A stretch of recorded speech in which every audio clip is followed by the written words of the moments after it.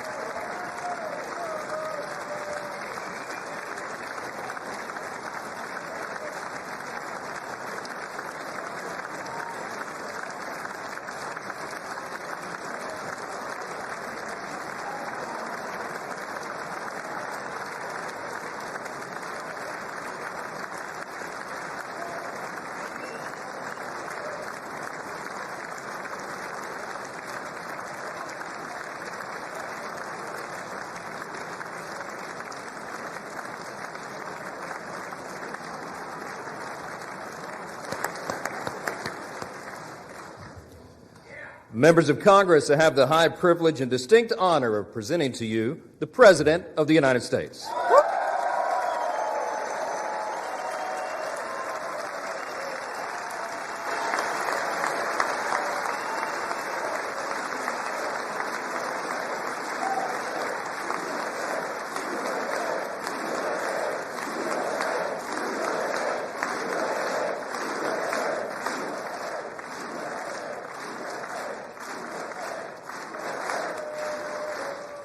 Well, thank you very much, everybody. It's really an honor. Speaker Johnson, Vice President Vance, First Lady of the United States,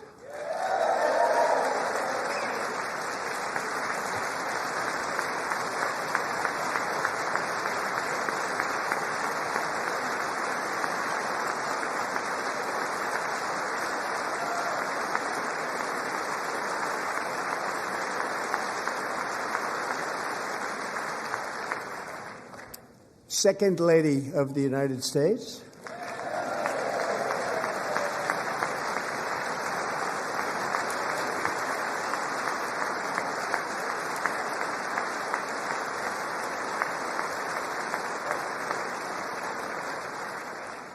members of Congress, and my fellow Americans. Our nation is back, bigger, better, richer, and stronger than ever before.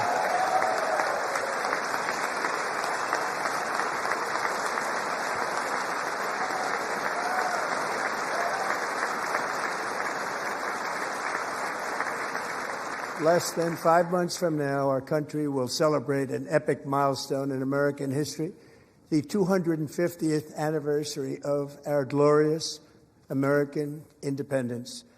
This July 4th, we will mark 2.5 centuries of liberty and triumph, progress and freedom in the most incredible and exceptional nation ever to exist on the face of the earth. And you've seen nothing yet. We're going to do better and better and better. This is the golden age of America.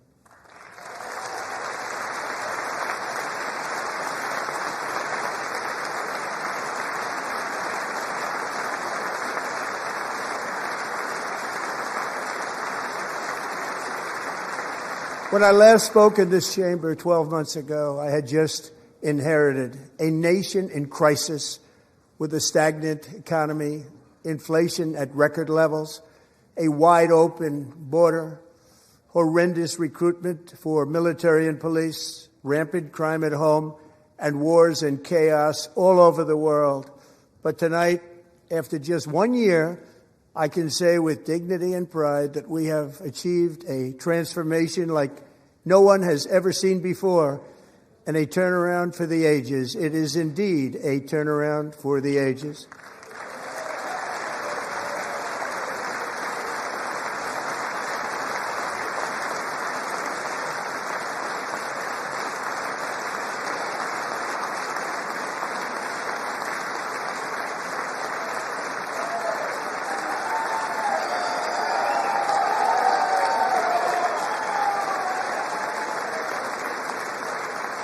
And we will never go back to where we were just a very short time ago. We're not going back. Today our border is secure.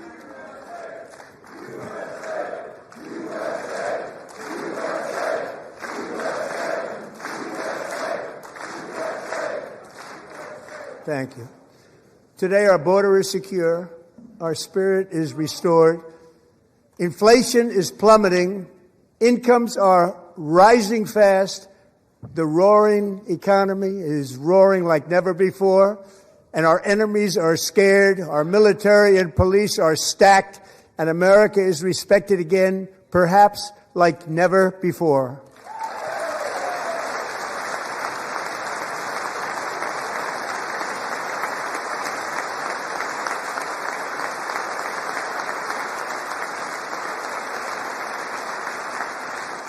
After 4 years in which millions and millions of illegal aliens poured across our borders, totally unvetted and unchecked, we now have the strongest and most secure border in American history by far.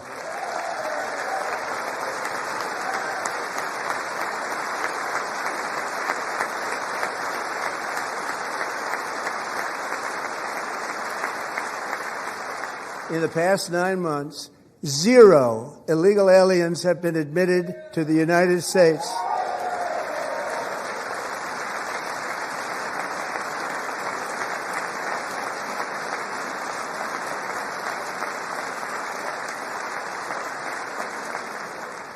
But we will always allow people to come in legally, people that will love our country and will work hard to maintain our country.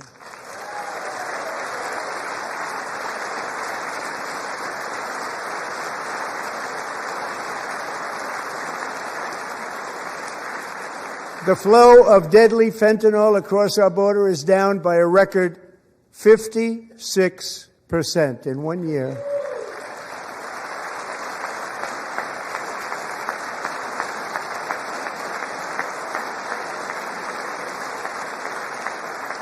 And last year, the murder rate saw its single largest decline in recorded history. This is the biggest decline, think of it, in recorded history, the lowest number in over 125 years, year 1900. In fact, substantially before my wonderful father, I had a wonderful father, Fred, before he was born, substantially before he was born. That's a long time ago. He wouldn't like me to say that, but that's a long time ago. The Biden administration and its allies in Congress gave us the worst inflation in the history of our country. But in 12 months, my administration has driven core inflation down to the lowest level in more than 5 years. And in the last 3 months of 2025, it was down to 1.7%.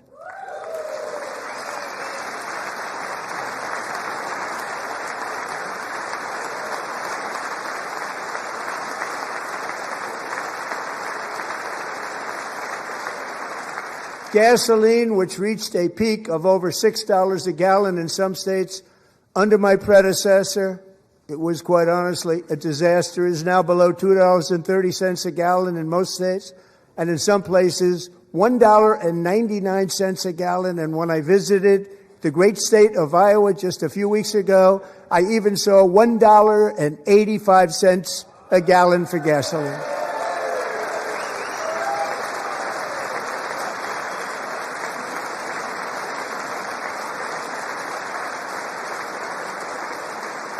Mortgage rates are the lowest in 4 years and falling fast, and the annual cost of a typical new mortgage is down almost $5,000 just since I took office. 1 year. And low interest rates will solve the Biden-created housing problem while at the same time protecting the values of those people who already own a house that really feel rich for the first time in their lives. We want to protect those values. We want to keep those values up. We're going to do both. And we are going to keep it that way. The stock market has set 53 all-time record highs since the election. Think of that. 1 year. Boosting pensions, 401ks, and retirement accounts for the millions and millions of Americans. They're all gaining. Everybody's up, way up. In 4 long years, the last administration got less than $1 trillion in new investment in the United States. And when I say less, substantially less. In 12 months, I secured commitments for more than $18 trillion pouring in from all over the globe.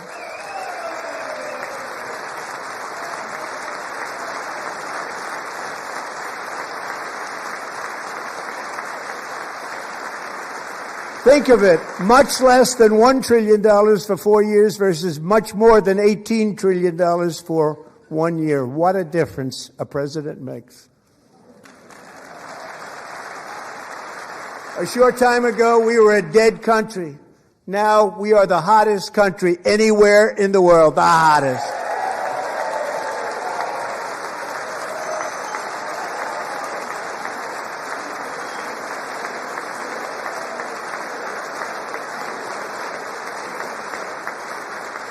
As thousands of new businesses are forming and factories, plants, and laboratories are being built, we have added 70,000 new construction jobs in just a very short period of time. It's getting bigger and bigger and stronger. Nobody can believe what they're watching. American oil production is up by more than 600,000 barrels a day, and we just received from our new friend and partner, Venezuela, more than 80 million barrels of oil.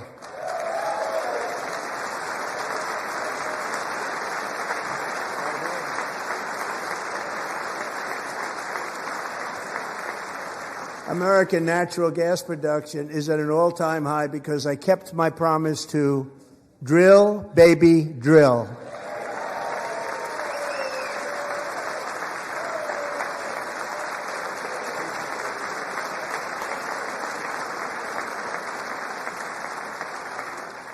More Americans are working today than at any time in the history of our country. Think about that. Any time in the history of our country, more working today.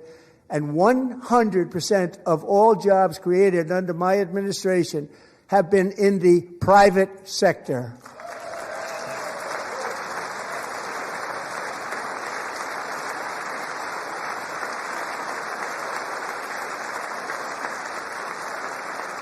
We ended DEI in America.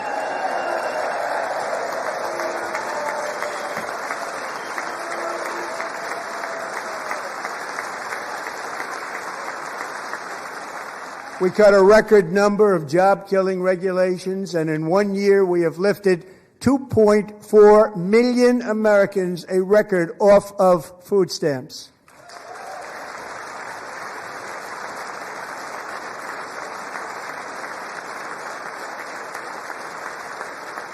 And for all of these reasons, I say tonight, members of Congress, the state of our union is strong.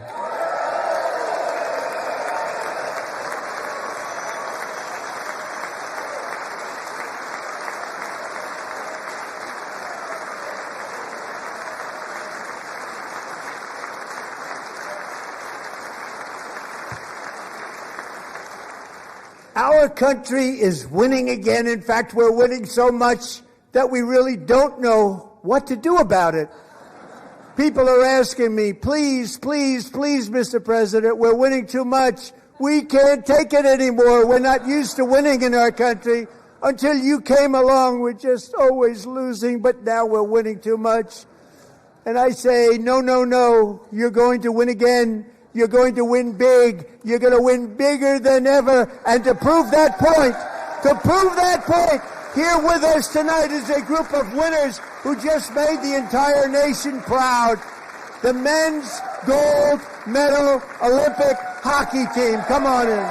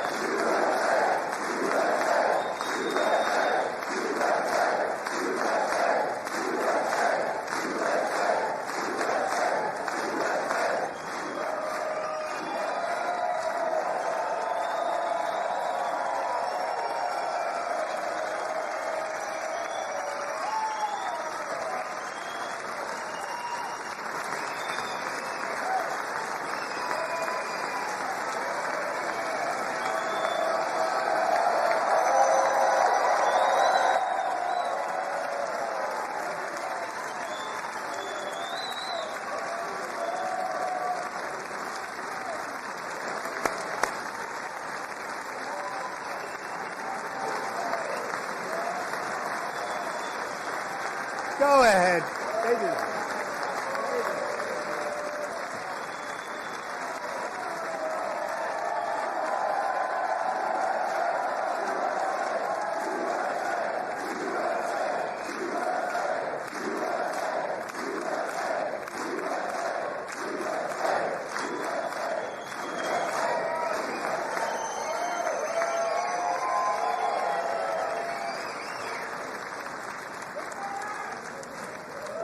That's the first time I've ever seen them get up. And actually, not all of them did get up. But they beat a fantastic Canadian team in overtime, as everybody saw, as did the American women who will soon be coming to the White House.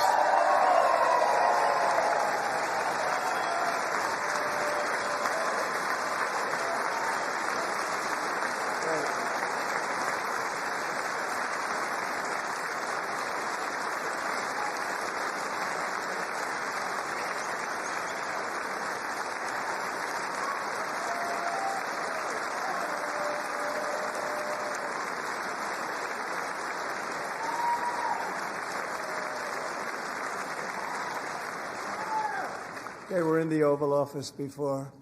And I just want to say a second very big congratulations to Team USA. But I have to say that, and I told them this, and we took a vote of the team. I said, anybody votes no, I'm not doing it. So they stood there, and they weren't about to say no, because I've never seen a goaltender play as well as goalie Connor Hellebuck.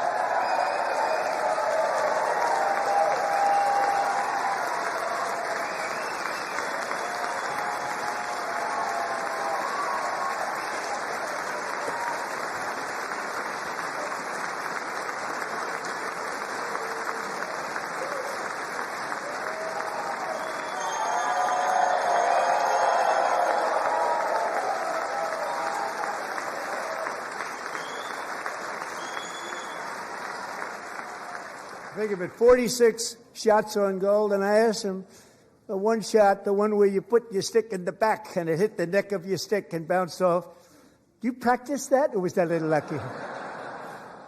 He refused to answer that question. But I just want to tell you that the members of this great hockey squad will be very happy to hear, based on their vote and my vote, and in this case my vote was more important, that I will soon be presenting Connor with our highest civilian honor, which we will be given and which has been given to many athletes over the years. But when I say many, not too many, like 12, it's called the highest civilian honor in our country, the Presidential Medal of Freedom.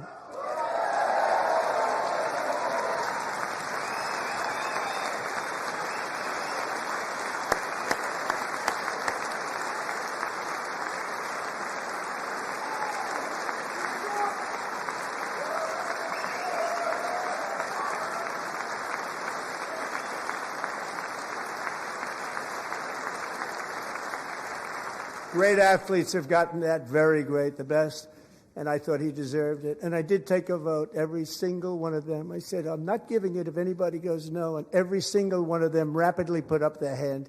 So I want to thank you all. What a special job you did. What special champions you are. Thank you very much.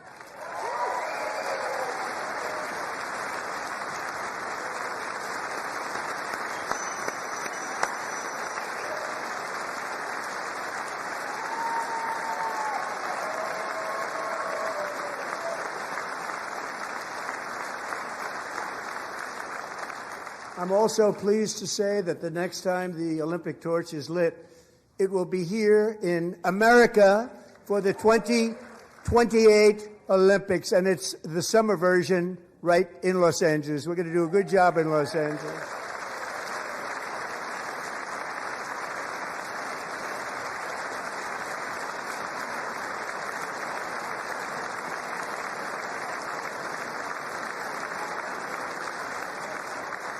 And Los Angeles is going to be safe, just like Washington, D.C. is now one of the safest cities in the country.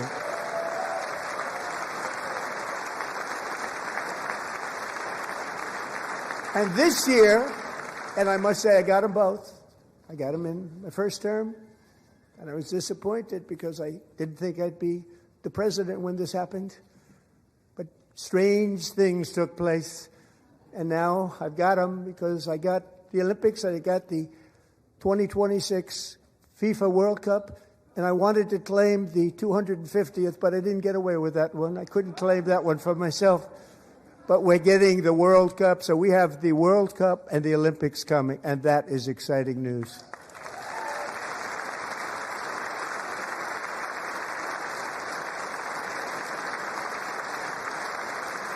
So this will be a year to celebrate our country and the heroes who have kept it free. Men like Buddy Taggart.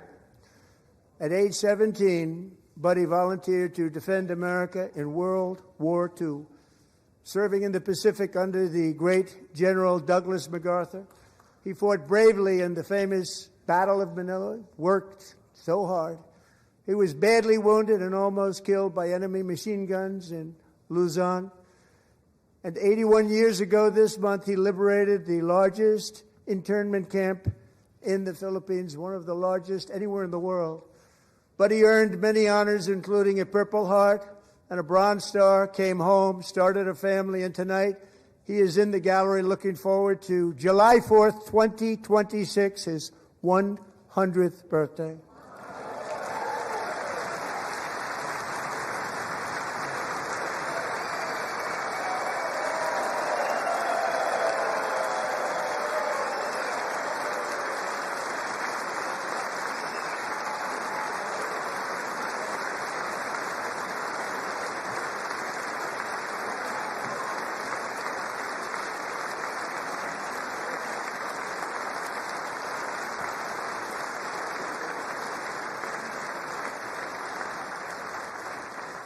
So, buddy, you're a brave man, and we salute you.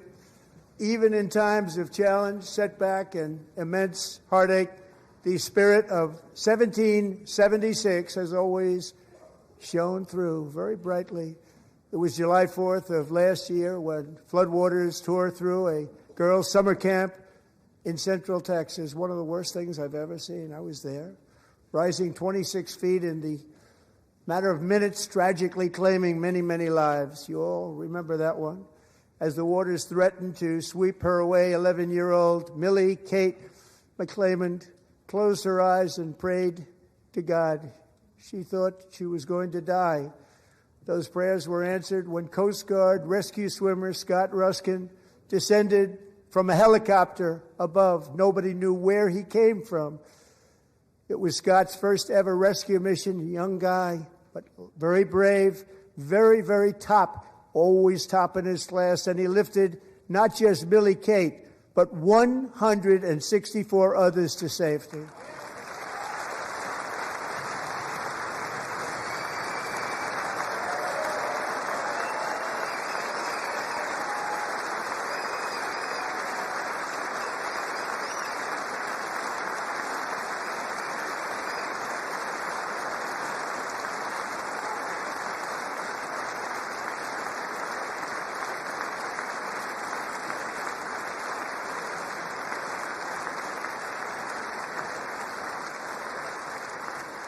People watched Scott from a distance, and they couldn't believe what they were seeing. The winds were blowing, the rain was pouring, everything was going, and that rapid water, nobody's ever seen anything like it. They said, wow, that's something. Tonight, Scott and Millie Kate are here together, reunited for the very first time. Thank you, Scott, Millie Kate.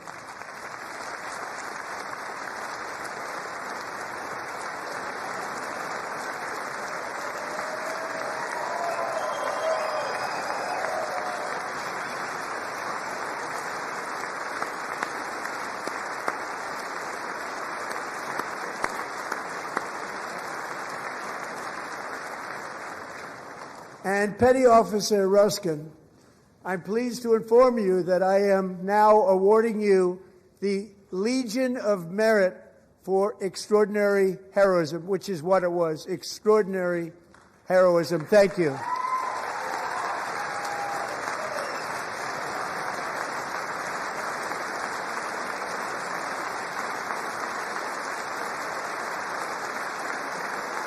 And I'd like to have the military aide to please come down and take care of the service. Military aide, thank you very much. Take care of that very important service. Thank you very much. From 1776 to today, every generation of Americans has stepped forward to defend life, liberty, and the pursuit of happiness. And they're really doing it for the next generation. But now it's our turn. Together we're building a nation where every child has the chance to reach higher and go further, where government answers to the people, not the powerful, and where the interests of hardworking American citizens are always our first and ultimate concern. That is the debt we owe to the heroes who came before us, and that is the promise we must keep to America for our 250th year.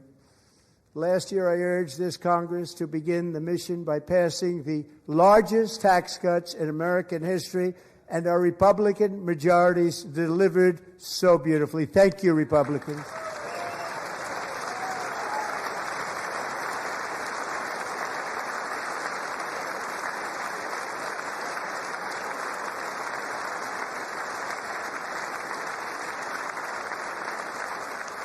All Democrats, every single one of them, voted against these really important and very necessary massive tax cuts.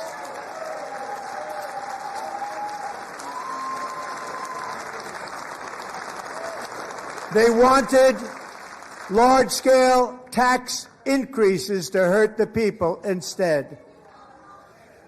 But we held strong, and with the great, big, beautiful bill, we gave you no tax on tips, no tax on overtime, and no tax on Social Security for our great seniors.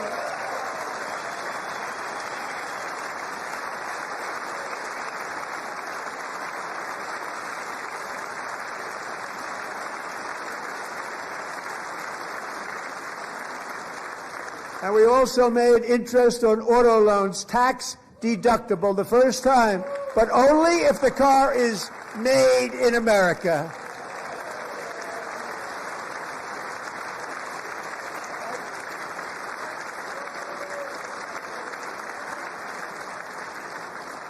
Recently in Pennsylvania, I met Megan Hemhauser, a devoted mom who's homeschools her children, beautiful, 2 children, during the day while waiting tables at night as her husband works overtime operating very heavy equipment.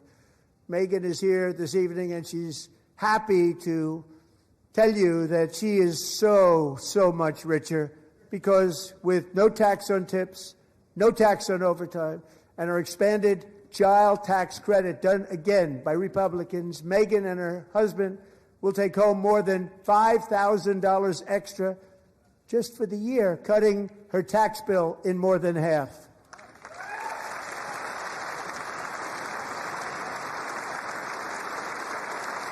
Megan, please stand up. We're fighting for you, Megan.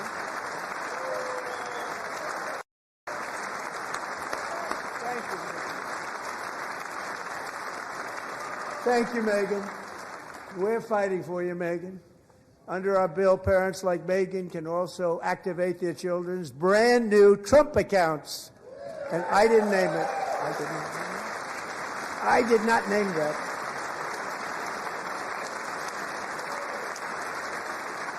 Nobody believes me, but I did not name it. It was named by a very tall man sitting right there in the third row. Nice man, a good man. Tax-free investment accounts for every American child. This is something that's so special and has taken off and gone through the roof. Millions will be pre-funded courtesy of the U.S. Treasury and private individuals like Michael and Susan Dell, who have donated $6.25 billion to fund the Trump accounts for 25 million American children. They're great people.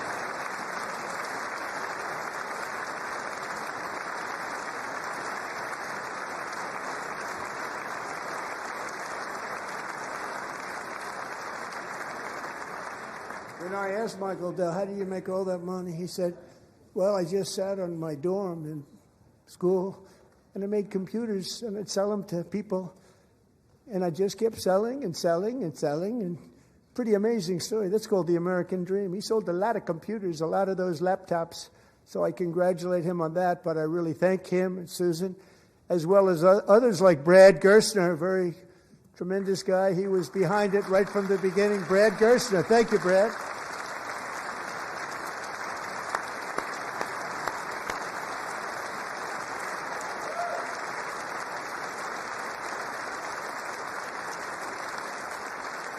So with modest additional contributions, these young people's accounts could grow to over $100,000 or more by the time they turn 18. Think of it. How much money is that for somebody that started with nothing? Over 100,000, could be much more than that. To make this investment in our children's future, go to TrumpAccounts.gov. TrumpAccounts.gov. And a lot of people are doing it. It's setting every record in the book. It's popular. They knew what it was going to take. I'm so proud of them. I'm so proud of the people that got it started. And now it's just taken off. One of the primary reasons for our country's stunning economic turnaround, the biggest in history, where the Dow Jones broke 50,000 4 years ahead of schedule, and the S&P hit 7,000, where it wasn't supposed to do it for many years were tariffs. I used these tariffs, took in hundreds of billions of dollars to make great deals for our country, both economically and on a national security basis. Everything was working well. Countries that were ripping us off for decades are now paying us hundreds of billions of dollars. They were ripping us so badly, you all know that. Everybody knows it. Even the Democrats know it. They just don't want to say it. And yet these countries are now happy, and so are we. We made deals. The deals are all done. And they're happy. They're not making money like they used to, but we're making a lot of money. There was no inflation, tremendous growth, and the big story was how Donald Trump called the economy correctly, and 22 Nobel Prize winners in economics didn't. They got it totally wrong. They got it really wrong.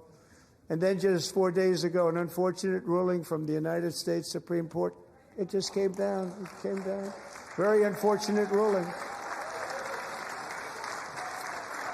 But the good news is that almost all countries and corporations want to keep the deal that they already made, right, Scott? Knowing that the legal power that I, as president, have to make a new deal could be far worse for them, and therefore they will continue to work along the same successful path that we had negotiated before the Supreme Court's unfortunate involvement. So despite the disappointing ruling, these powerful country-saving, it's saving our country, the kind of money we're taking in, peace-protecting. Many of the wars I settled was because of the threat of tariffs. I wouldn't have been able to settle them without. Will remain in place under fully approved and tested alternative legal statutes. And they have been tested for a long time. They're a little more complex, but they're actually probably better, leading to a solution that will be even stronger than before. Congressional action will not be necessary. It's already time-tested and approved. And as time goes by, I believe the tariffs paid for by foreign countries will, like in the past, substantially replace the modern-day system of income tax, taking a great financial burden off the people that I love.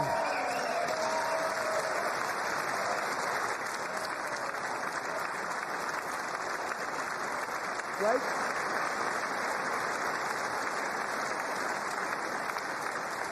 Moving forward, factories, jobs, investment, and trillions of dollars will continue pouring into the United States of America because we finally have a president who puts America first. I put America first. I love America.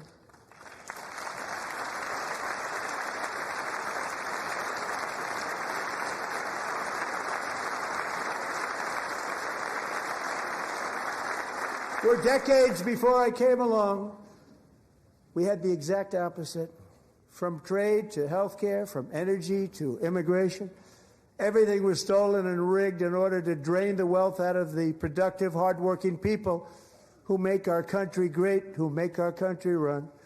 Under Biden and his corrupt partners in Congress and beyond, it reached a breaking point with the Green New Scam, open borders for everyone.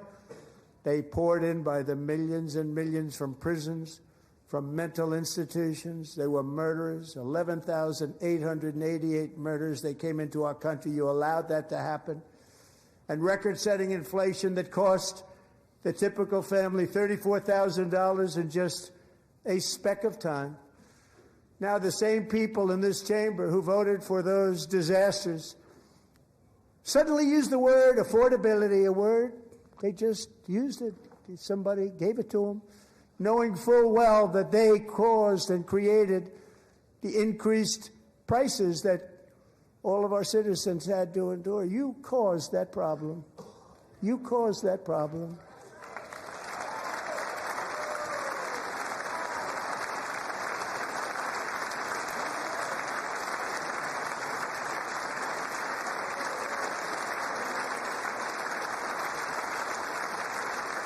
They knew their statements were a lie. They knew it.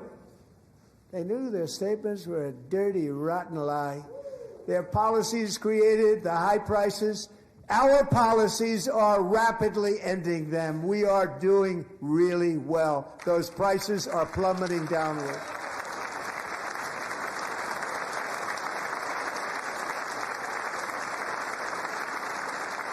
The price of eggs is down 60%. Madam Secretary, thank you. The cost of chicken, butter, fruit, hotels, automobiles, rent is lower today than when I took office by a lot. And even beef, which was very high, is starting to come down significantly. Just hold on a little while. We're getting it down. And soon you will see numbers that few people would think were possible to achieve just a short time ago. Nobody can believe when they see the kind of numbers, and especially energy, when they see energy going down to numbers like that, they cannot believe it. It's like another big tax cut. I'm also confronting one of the biggest ripoffs of our times, the crushing cost of health care caused by you. Since the passage of the Unaffordable Care Act, sometimes referred to as Obamacare, big insurance companies have gotten rich. It was meant for the insurance companies, not for the people. With our government giving them hundreds and hundreds of billions of dollars a year as their stock prices soared 1,000, 1,200, 1,400, and even 1,700%, like nothing else. That's why I introduced the great health care plan. I want to stop all payments to big insurance companies and instead give that money directly to the people so they can buy their own health care, which will be better health care at a much lower cost.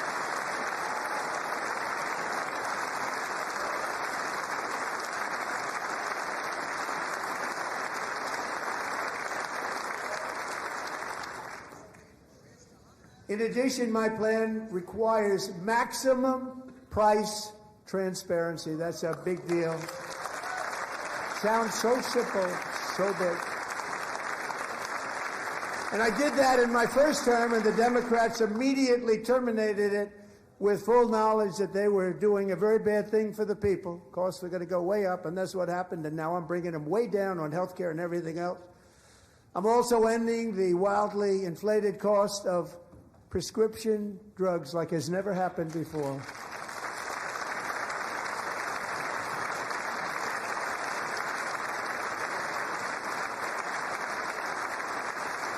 Other presidents tried to do it, but they never could. They tried. Most didn't try, actually. But they tried. They said they tried. They couldn't do it. They didn't even come close. They were all talk and no action, but I got it done. Under my just enacted most favored nation agreements, Americans who have for decades paid by far the highest prices of any nation anywhere in the world for prescription drugs will now pay the lowest price anywhere in the world for drugs. Anywhere. The lowest price.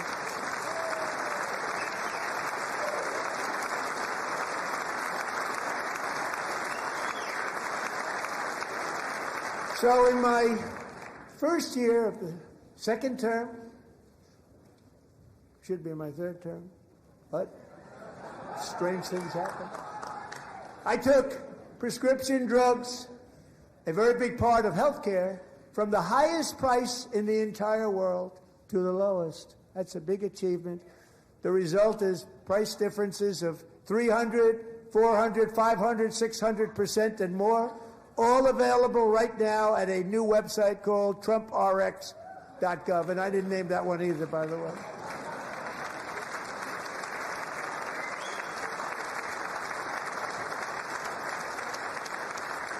And here tonight is the very first customer ever to get that big discount, and it is big, Catherine Rayner. For 5 years, she and her husband have struggled with infertility, and they turned to IVF. One drug has been costing Catherine $4,000 to purchase, but a few weeks ago, she logged onto the TrumpRx website and got that same drug that cost $4,000, got it for under $500. A reduction of much more, actually, than $3,500. Catherine, we are all praying for you, and you're going to be a great mom.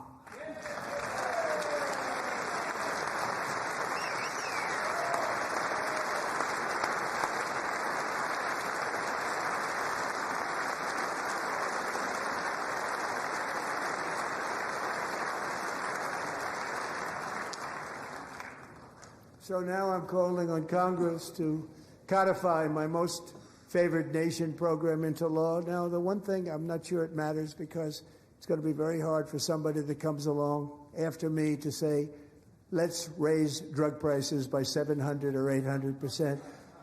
But John and Mike, if you don't mind, codify it anyway. They may do it.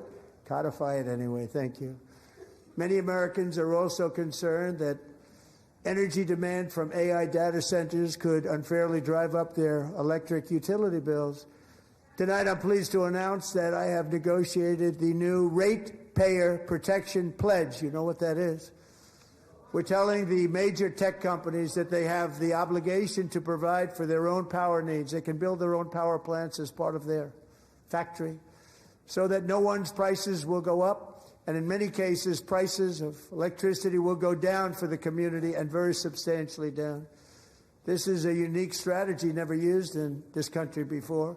We have an old grid. It could never handle the kind of numbers, the amount of electricity that's needed. So I'm telling them they can build their own plant. They're going to produce their own electricity. It will ensure the company's ability to get electricity while at the same time lowering prices of electricity for you, and could be very substantial for all of you cities and towns. You're going to see some good things happen over the next number of years. Another pillar of the American dream that has been under attack is home ownership. With us tonight is Rachel Wiggins, a mom of two from Houston.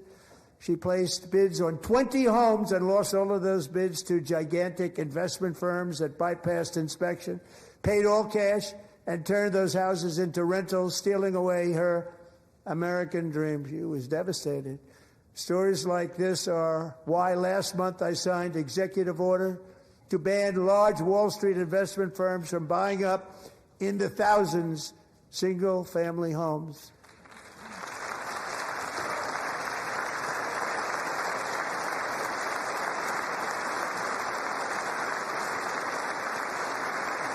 And now I'm asking Congress to make that ban permanent, because homes for people, really, that's what we want. We want homes for people, not for corporations. Corporations are doing just fine. Racel, thank you very much. Good luck with your home. You'll get one soon.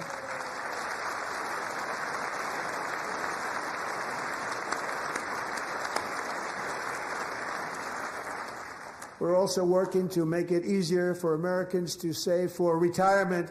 And under this administration, we will always protect Social Security and Medicare. They are not protecting it for our seniors. We will always protect Social Security, Medicare, Medicaid.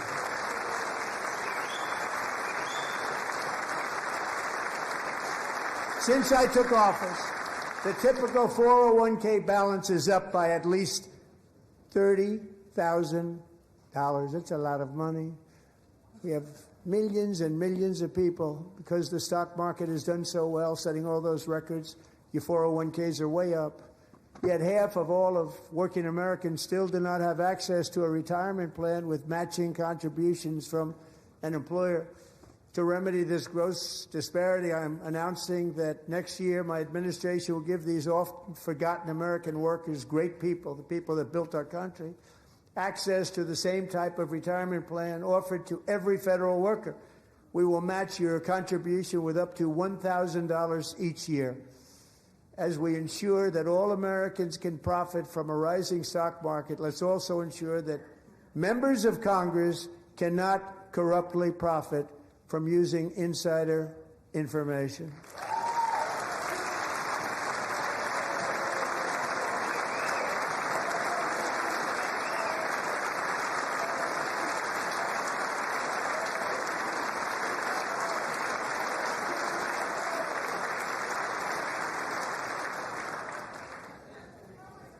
They stood up for that. I can't believe it. I can't believe it. Did Nancy Pelosi stand up if she was here? Doubt it. Pass the Stop Insider Trading Act without delay.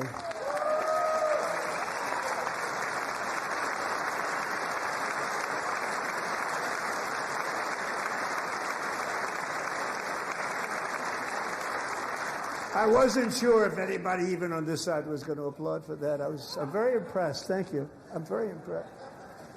But when it comes to the corruption that is plundering, it's plundering America. There's been no more stunning example than Minnesota, where members of the Somali community have pillaged an estimated $19 billion from the American taxpayer. Oh, we have all the information. And in actuality, the number is much higher than that. And California, Massachusetts, Maine, and many other states are even worse. This is the kind of corruption that shreds the fabric of a nation, and we are working on it like you wouldn't believe. So tonight, although started 4 months ago, I am officially announcing the war on fraud to be led by our great Vice President, J.D. Vance.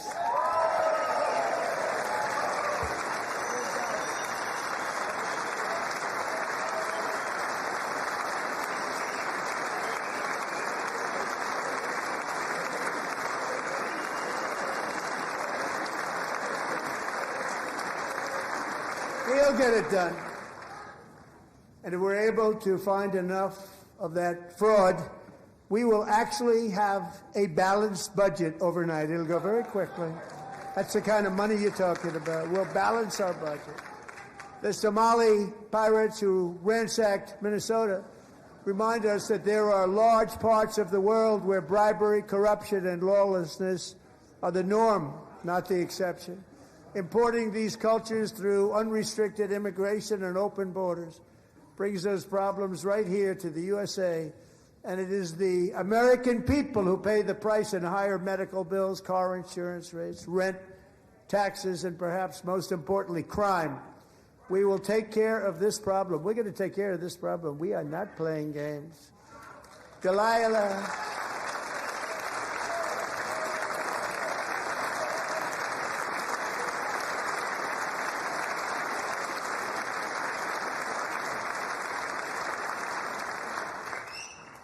Delilah Colvin was only 5 years old in June 2024 when a 18-wheel tractor trailer plowed into her stopped car traveling at 60 miles an hour or more.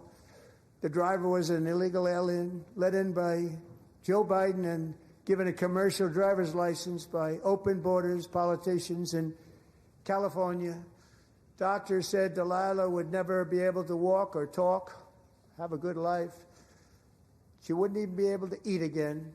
But against all odds, she is now in the first grade learning to walk. And she's here this evening with her dad, Marcus, a fantastic man. Delilah, please, you are a great inspiration. Please stand up.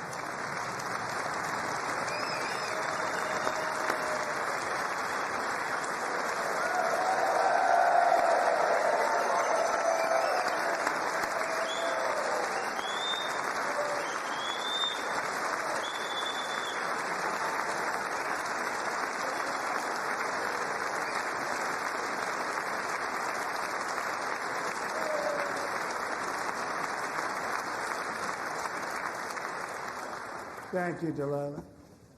Many, if not most, illegal aliens do not speak English and cannot read even the most basic road signs as to direction, speed, danger, or location. That's why tonight I'm calling on Congress to pass what we will call the Delilah Law, barring any state from granting commercial driver's licenses to illegal aliens.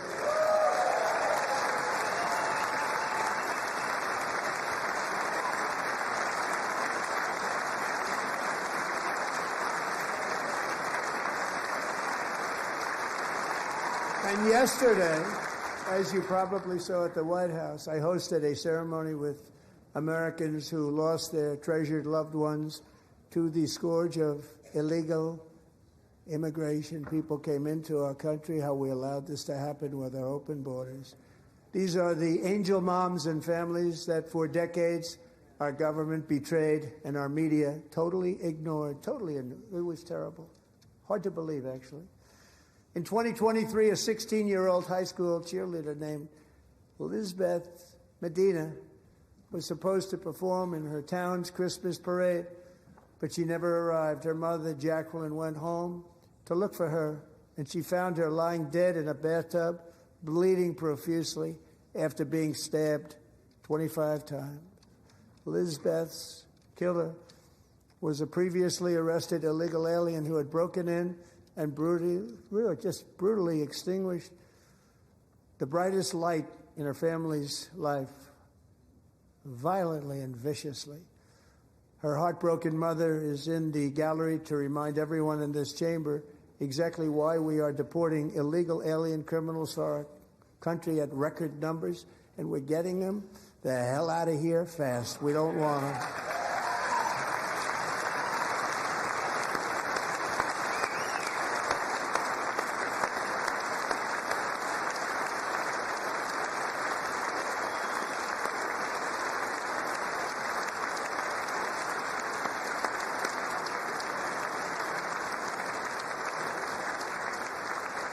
Thank you very much, Jacqueline. Thank you. We can never forget that many in this room not only allowed the border invasion to happen before I got involved, but indeed they would do it all over again if they ever had the chance. If they ever got elected, they would open up those borders to some of the worst criminals anywhere in the world. The only thing standing between Americans and a wide open border right now is President Donald J. Trump and our great Republican patriots in Congress. Thank you. Thank you.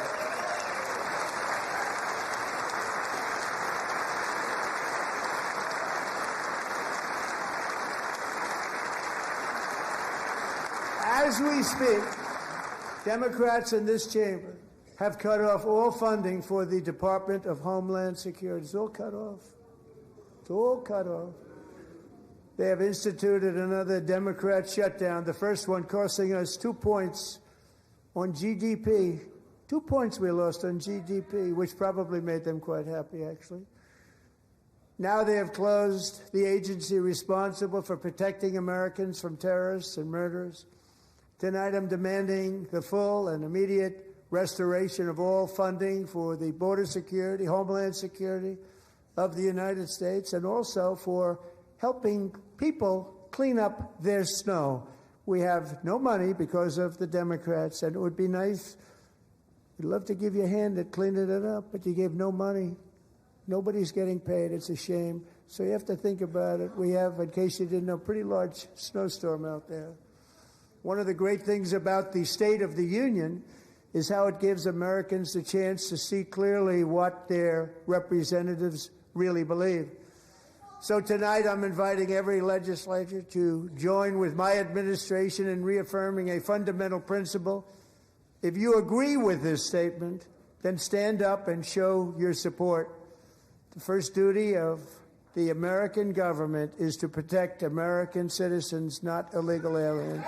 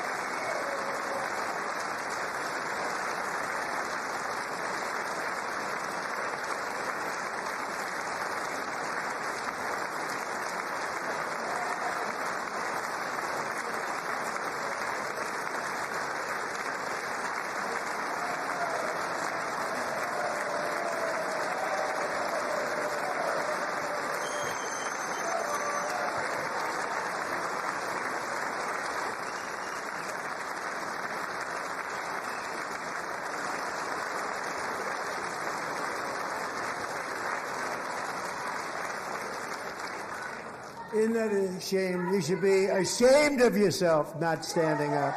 You should be ashamed of yourself. That is why I'm also asking you to end deadly sanctuary cities that protect the criminals and enact serious penalties for public officials who block the removal of criminal aliens. In many cases, drug lords, murderers all over our country, they're blocking the removal of these people out of our country, and you should be ashamed of yourself.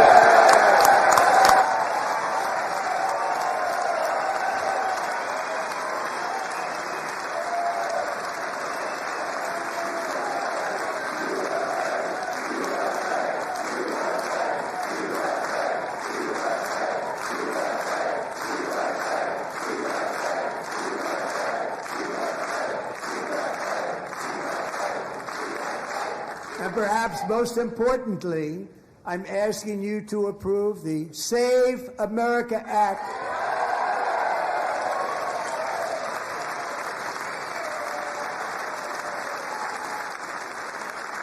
To stop illegal aliens and others who are unpermitted persons from voting in our sacred American elections. The cheating is rampant in our elections. It's rampant. It's very simple. All voters must show voter ID.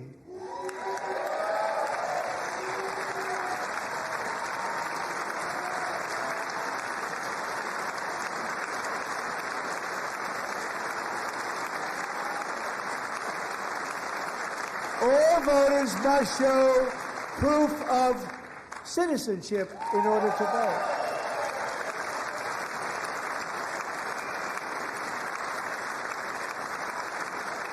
And no more crooked mail-in ballots except for illness, disability, military, or travel.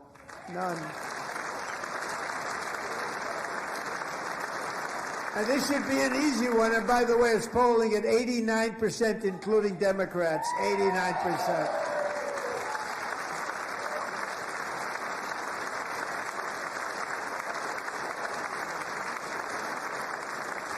And even the new communist mayor of New York City, I think he's a nice guy, actually. Speak to him a lot. Bad policy, but nice guy. Just said they want people to shovel snow. They got hit hard. Wants them to shovel snow, but if you apply for that job, you need to show 2 original forms of ID and a Social Security card. Yet they don't want identification for the greatest privilege of them all, voting in America. No, it's no good. No good. Both Republicans and Democrats overwhelmingly agree on the policy that we just enunciated. And Congress should unite and enact this common sense, country-saving legislation right now, and it should be before anything else happens.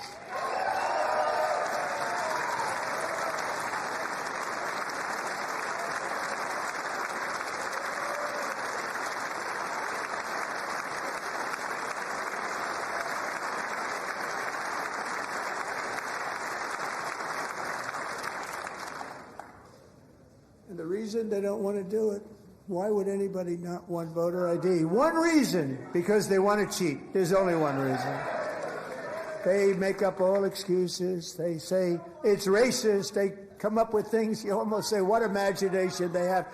They want to cheat. They have cheated. And their policy is so bad that the only way they can get elected is to cheat. And we're going to stop it. We have to stop it, Josh.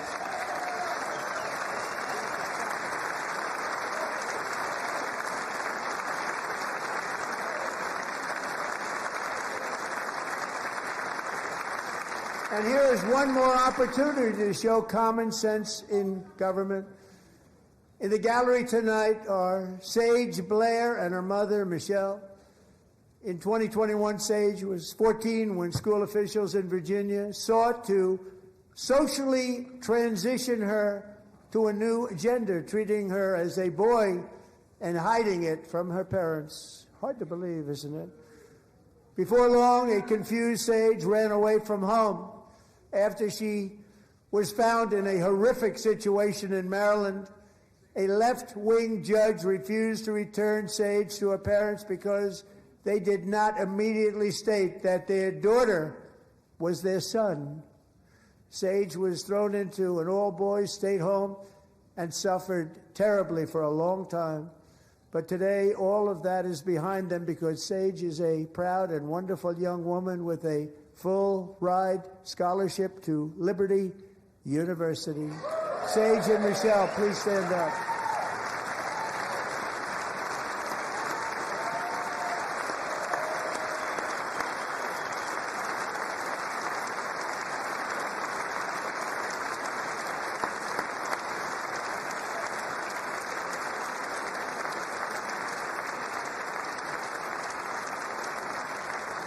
And thank you for your great bravery. And who can believe that we're even speaking about things like this? 15 years ago, if somebody was up here and said that, they'd say, what's wrong with him? But now we have to say it because it's going on all over numerous states without even telling the parents. But surely we can all agree no state can be allowed to rip children from their parents' arms and transition them to a new gender against the parents' will. Who would believe that we're even talking about this? We must ban it, and we must ban it immediately.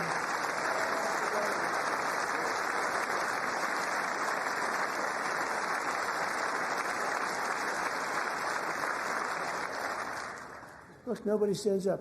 These people are crazy, I'm telling you. They're crazy.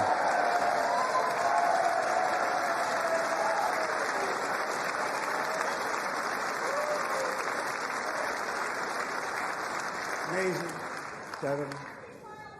Boy, oh boy. We're lucky we have a country. With people like this, Democrats are destroying our country, but we've stopped it just in the nick of time, didn't we?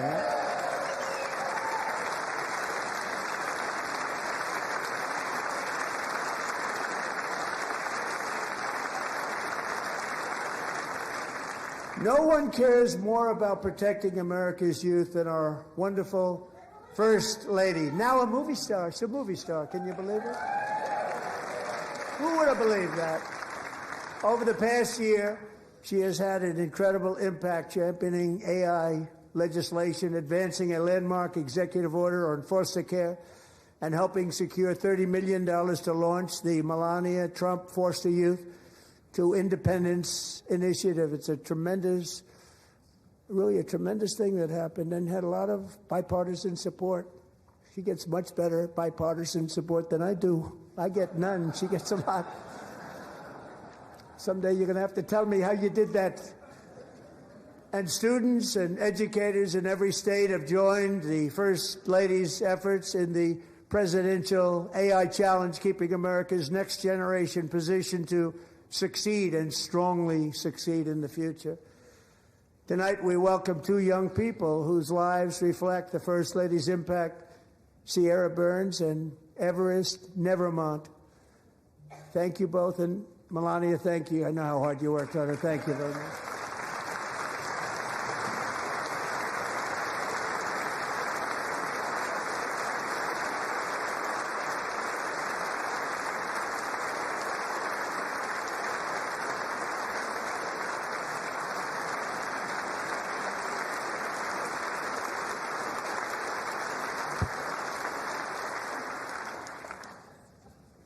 I'm very proud to say that during my time in office, both the first 4 years and in particular this last year, there has been a tremendous renewal in religion, faith, Christianity, and belief in God.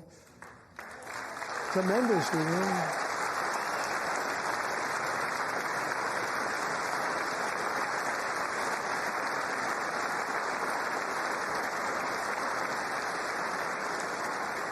This is especially true among young people, and a big part of that had to do with my great friend, Charlie Kirk, a great guy, great man.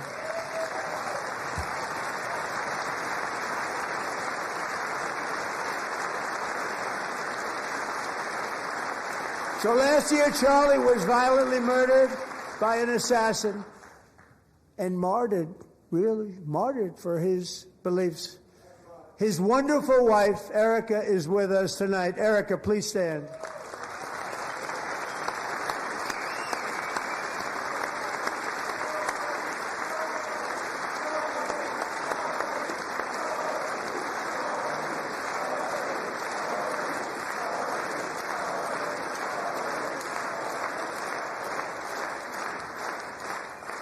Thank you, Erica. Been through a lot. In Charlie's memory, we must all come together to reaffirm that America is one nation under God, and we must totally reject political violence of any kind.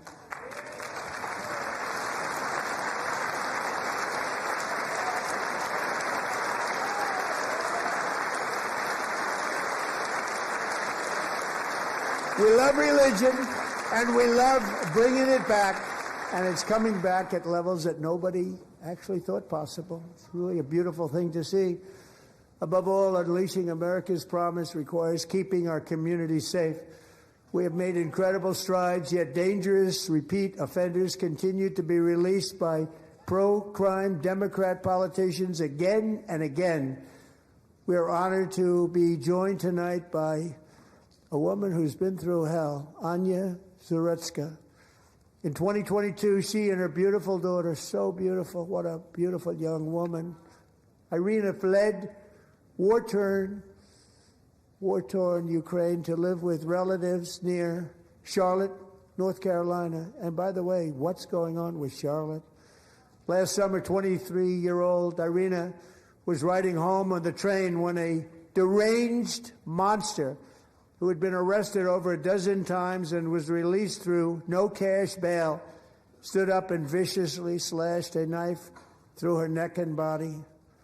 No one will ever forget. There were people on that train. No one will ever forget the expression of terror on Irina's face as she looked up at her attacker in the last seconds of her life. She died instantly. She had escaped a brutal war only to be slain by a hardened criminal set free to kill in America, came in through open borders. Mrs. Zaretska, tonight I promise you we will ensure justice for your magnificent daughter, Irina.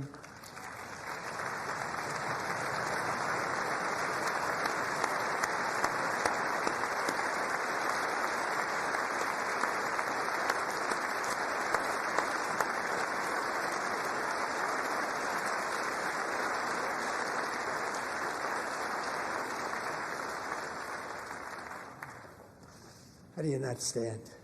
How do you not stand? I'm asking this Congress to pass tough legislation to ensure that violent and dangerous repeat offenders are put behind bars, and importantly, that they stay there.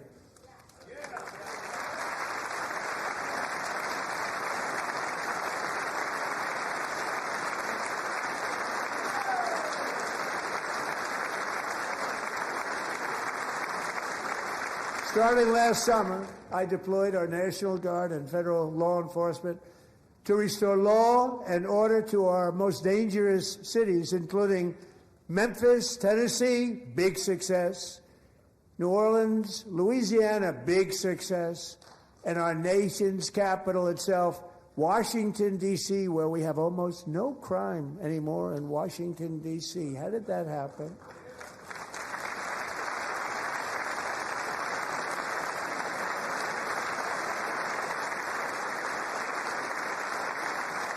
In fact, crime in Washington is now at the lowest level ever recorded, and murders in D.C. this January were down close to 100% from a year ago.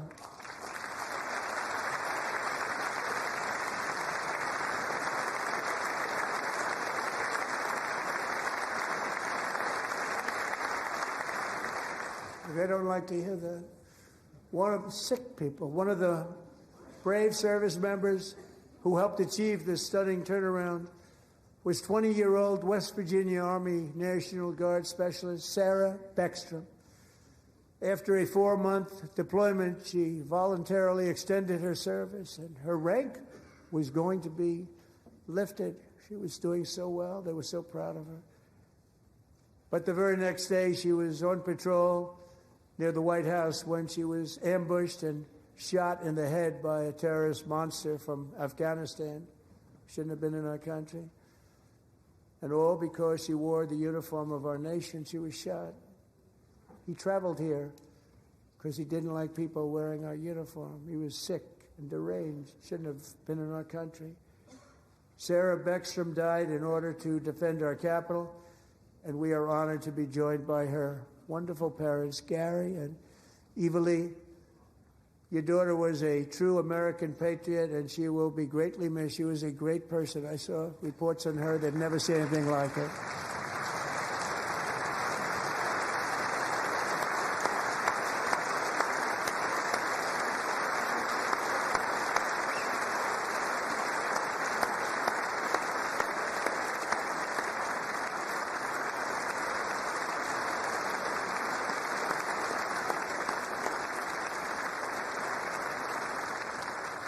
So sorry. Thank you very much.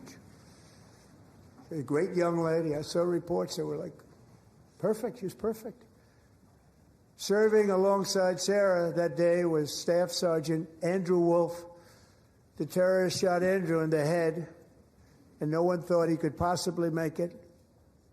The two of them, Sarah and Andrew, both shot violently in the head. Neither was expected to make it. They weren't even given a chance, except his wonderful mother, named Melody, who I spoke to the same night, and she was so positive. The doctors thought that Andrew was gone, but his mother said, no, Mr. President, Andrew will be fine. He's going to make it. I've never seen anything like it. I mean, he was given almost no chance. She said, I have no doubt, sir, he's going to be okay. This was a conversation that I had with her that night, with her son laying helplessly in bed, blood all over. Everybody is praying, she said, sir, he will be okay. The doctors didn't understand what she was saying, and after looking at the results of the damage done, neither did I. She was so strong and conclusive that even Andrew's great father felt she didn't really understand the gravity of the situation. But she turned out to be right. Right, Melanie? She turned out to be right.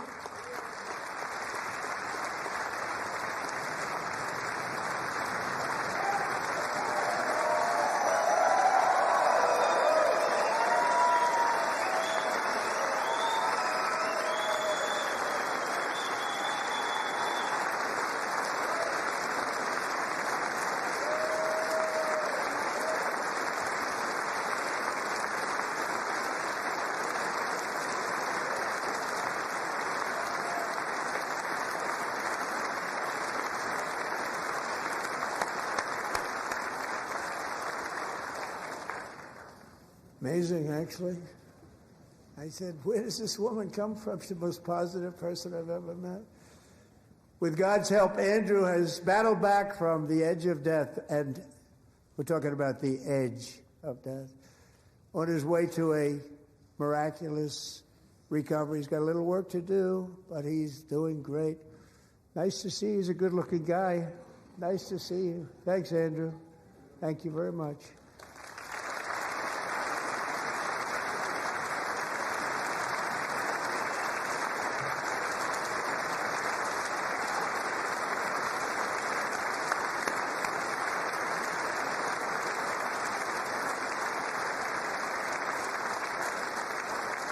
So, Andrew, while you're up, now I'm going to ask a highly respected General James Seward to present Staff Sergeant Andrew Wolf and the great family of Sarah Beckstrom with the award created by our late, great President George Washington himself. It's called the Purple Heart.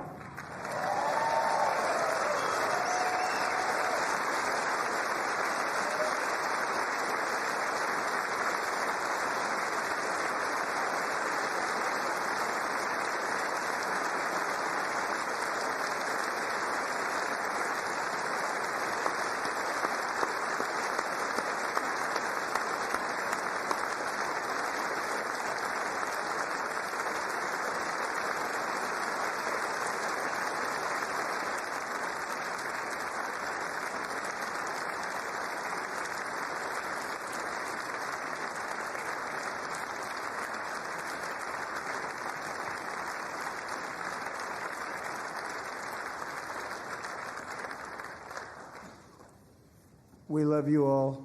Love you.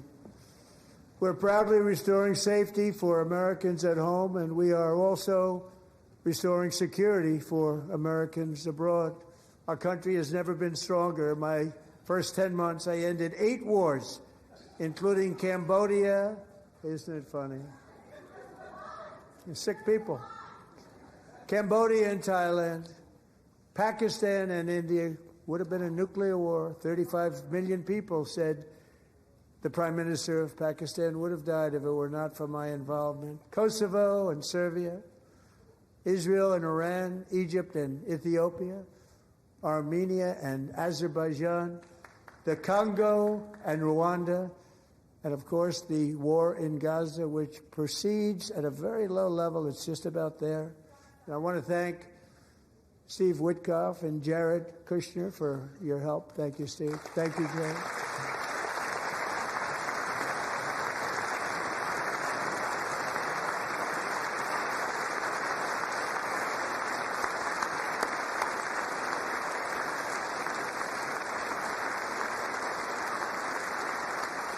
And I also want to thank the man they report to, Secretary of State Marco Rubio. Thank you, Marco.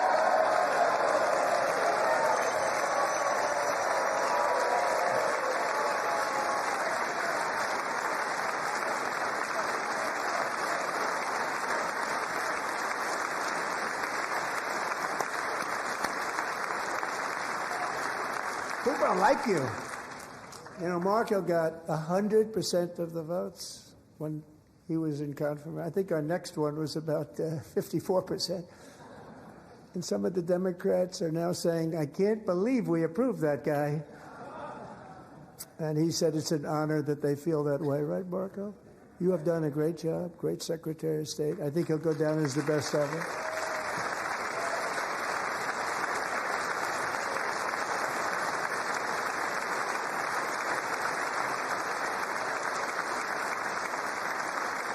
Under the ceasefire I negotiated, every single hostage, both living and dead, has been returned home. Can you believe that?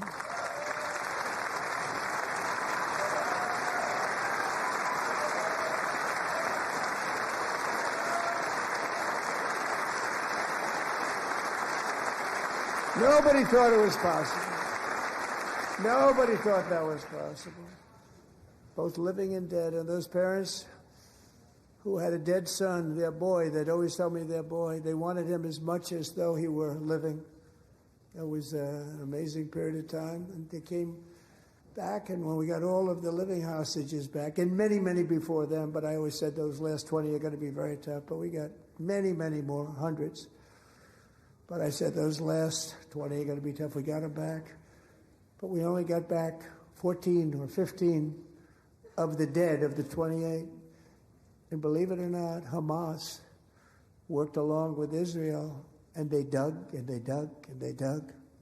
It's a tough thing to do, going through bodies all over, passing up 100 bodies sometimes for each one that they found. Tough job. And they finally got it back to 27. And then Steve and Jared, they got it back to 28. They found all 28. Nobody thought that was possible, but we did it. And I remember the family of the 28th.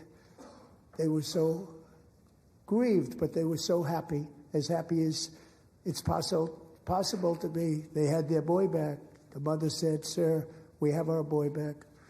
What a period of time that was, but we got them all back. So thank you both very much. Great job.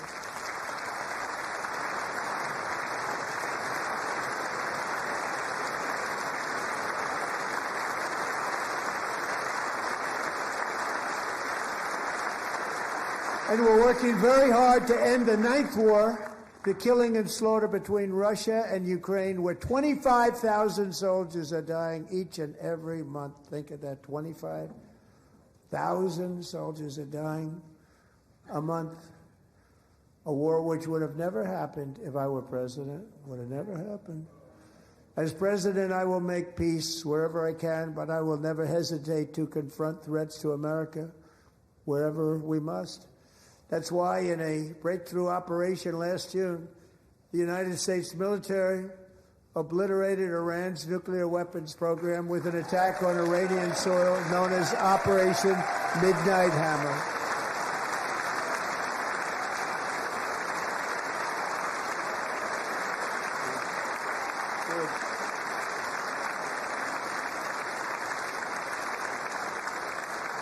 For decades, it had been the policy of the United States never to allow Iran to obtain a nuclear weapon. Many decades. Since they seized control of that proud nation 47 years ago, the regime and its murderous proxies have spread nothing but terrorism and death and hate. They've killed and maimed thousands of American service members and hundreds of thousands and even millions of people with what's called roadside bombs. They were the kings of the roadside bomb. And we took out Soleimani. I did that during my first term. Had a huge impact. He was the father of the roadside bomb.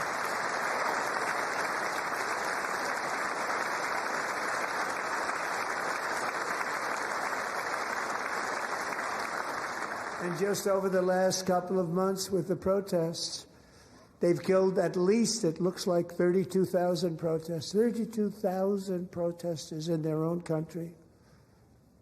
They shot them and hung them. We stopped them from hanging a lot of them with the threat of serious violence. But this is some terrible people.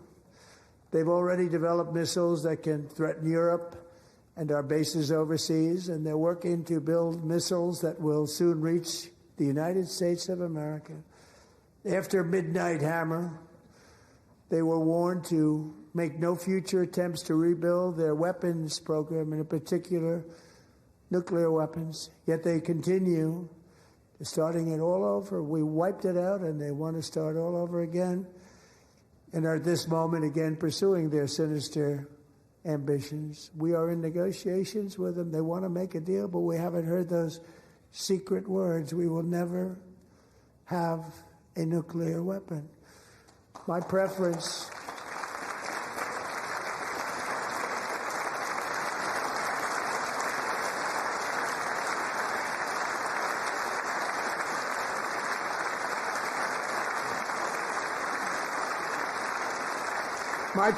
is to solve this problem through diplomacy. But one thing is certain, I will never allow the world's #1 sponsor of terror, which they are by far, to have a nuclear weapon. Can't let that happen.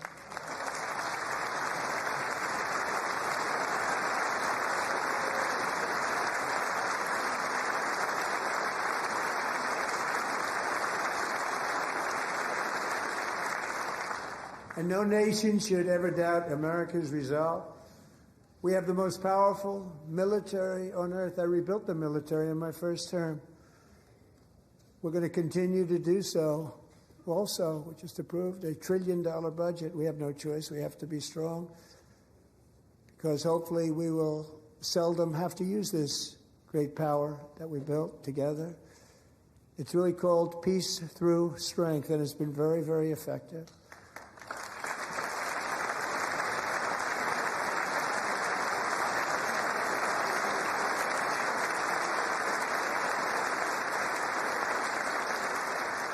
So thanks to Republicans in Congress, we're investing that record number of dollars, have no choice, in the United States Armed Forces. Also creating a lot of jobs, but we're not even doing it for that reason. Because as I said, we have more jobs, more people working today than ever before in the history of our country. And NATO countries are friends and allies. They are. They're our friends and they're our allies, have just agreed at my very strong request to pay 5% of GDP for military defense rather than the 2%, which they weren't paying. We were paying for almost all of NATO. Now they're paying 5 as opposed to not paying 4.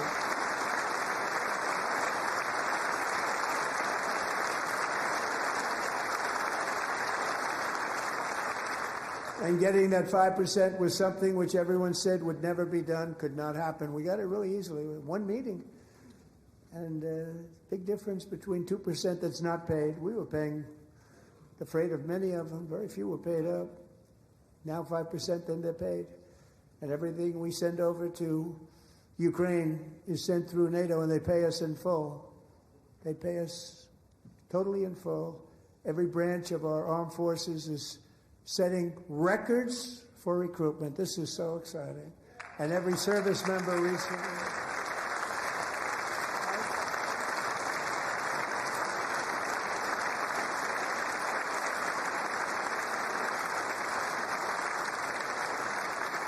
And every service member recently received a warrior dividend of $1,776.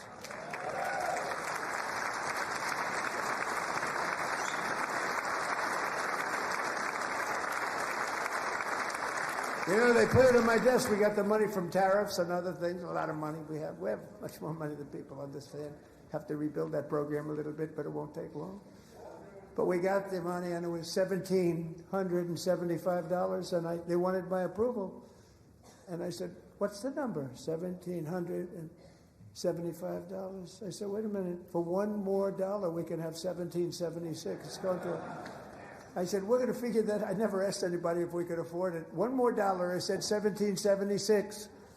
And I said, that's good. And I'll tell you what, our military, that was 4 months ago, our military, I never see a person in the military that doesn't thank me for it, so we're honored to do it. They deserve it. And we call it 1776. It was great. And we love our military. We love our law enforcement. We love our firemen. You know, the firemen don't get mentioned enough. We love our firemen. We're also...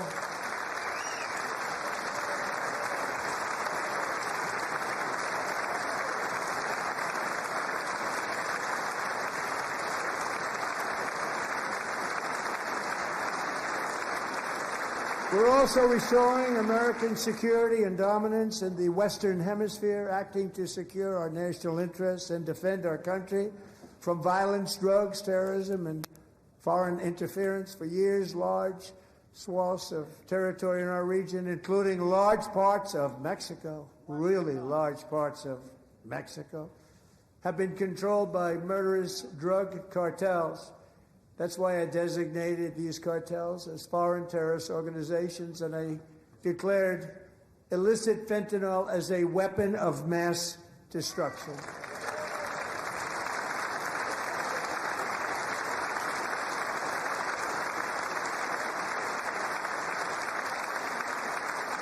And with our new military campaign, we have stopped record amounts of drugs coming into our country and virtually stopped it completely coming in by water or sea. You probably noticed that.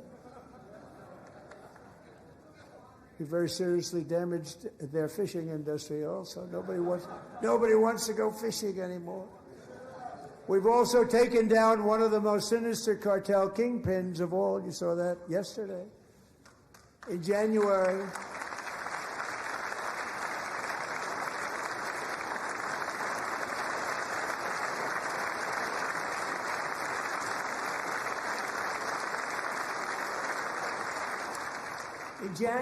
elite American warriors carried out one of the most complex, spectacular feats of military competence and power in world history. No one's seen anything like it. Foreign leaders, I won't tell you who, called me and they said, very impressive, very impressive. They couldn't believe, they all watched. They saw what happened. This is a different fighting force than we had years ago when we fought to tie. No, it's a great fighting force. I'm so proud of it. Look at Space Force. Space Force is my baby. Because we did that. My baby. It's becoming so important.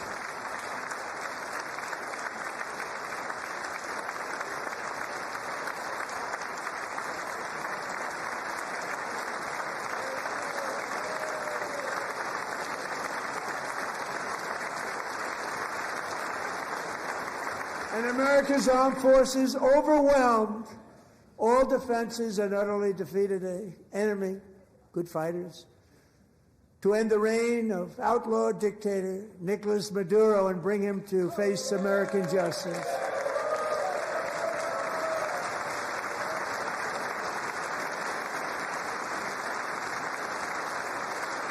And this was an absolutely colossal victory for the security of the United States, and it also opens up a bright new beginning for the people of Venezuela. We're working closely with the new president of Venezuela, Delcy Rodriguez, to unleash extraordinary economic gains for both of our countries and to bring new hope to those who have suffered so terribly. They really did suffer. With us tonight is Alejandro Gonzalez. She grew up in a tight-knit Venezuelan family and was especially close to her beloved Uncle Enrique. But after Enrique ran for office and opposed Maduro, he was kidnapped by Maduro's security forces and thrown into the regime's really infamous prison in Caracas.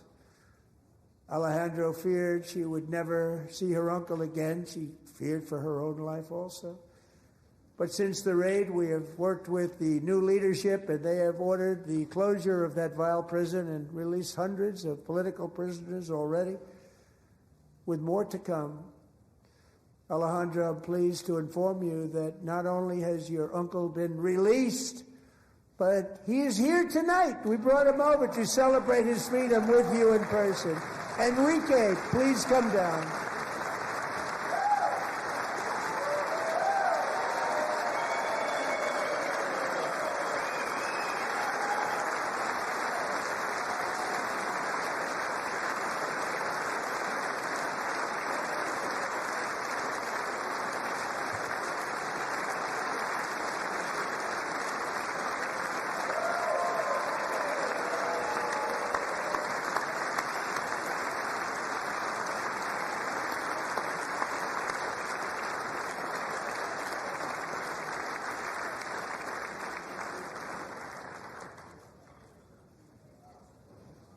Thank you, Enrique. Have a good time. Nice to have you back, Enrique. There were many heroes on that January raid to capture Maduro. Really great heroes. It was very dangerous. They knew we were coming. They were all set. But the deeds of one warrior that night will live forever in the eternal chronicles of military valor. Chief Warrant Officer 5, Eric Slover, planned the mission and was the flight lead in the cockpit of the first helicopter, a big, beautiful, powerful helicopter. It was a massive Chinook carrying, as you can imagine, many, many American warfighters. Wearing the dog tags, his wife Amy had blessed with holy water before he left. She knew it was going to be a rough one. Eric steered the Chinook under the cover of night and descended swiftly upon Maduro's heavily protected military fortress. This was a major military installation, protected by thousands of soldiers and guarded by Russian and Chinese military technology. How did that work out? Not too good. While preparing to land, enemy machine guns fired from every angle, and Eric was hit very badly in the leg and hip, one bullet after another. He absorbed 4 agonizing shots, shredding his leg into numerous pieces. And yet, despite the fact that the use of his legs was vital to successful helicopter flight, legs are the most important part of flying a helicopter, to deliver the many commandos who would capture and detain Maduro was the only thing Eric was thinking about. Then, even as he was gushing blood, which was flowing back down the aisle, helicopter lands at a steep angle. The machine guns stood right in front of him. They were right in front of him, 2 machine gunners who escaped the wrath of the previous planes. Eric maneuvered his helicopter with all of those lives and souls to face the enemy and let his gunners eliminate the threat. Turned the helicopter around so the gunners could take care of business, saving the lives of his fellow warriors from what could have been a catastrophic crash deep in enemy territory. Only after safely landing the helicopter with all the warriors aboard in the exact right spot, which was vital to the mission, we probably would have had to maybe cancel the mission if that didn't happen. Eric told his co-pilot, also wounded but not as gravely, to take over. I'm about ready to pass out. The success of the entire mission and the lives of his fellow warriors hinge on Eric's ability to take the searing pain. It was unbelievable what's happened to his legs of the bullets and keep on flying and landing, and people knew what was happening. Everybody in the back of the helicopter knew because they saw the blood pouring down the aisle. Chief Warrant Officer Slover is still recovering from his serious wounds, but I'm thrilled to say that he is here tonight with his wife, Amy. Eric and Amy, come on in.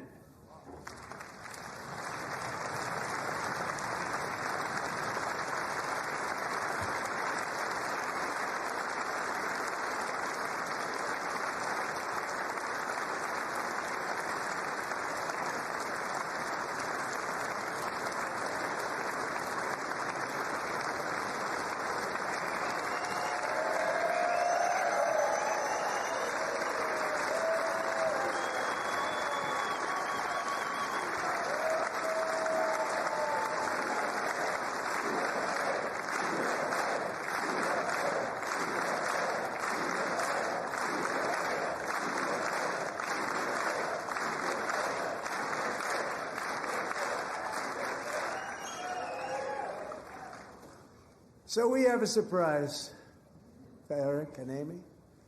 In recognition of Eric's actions above and beyond the call of duty, I would now like to ask General Jonathan Braga to present Chief Warrant Officer Slover with our nation's highest military award, the Congressional Medal of Honor.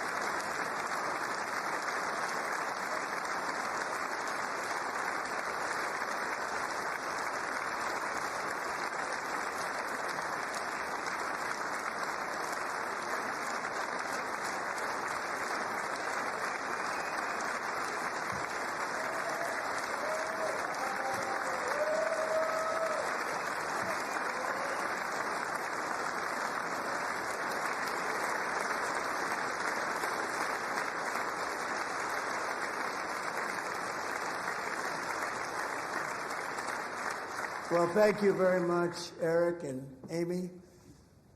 Great to get to know you. I met with them and with a lot of their fellow warriors at Fort Bragg recently.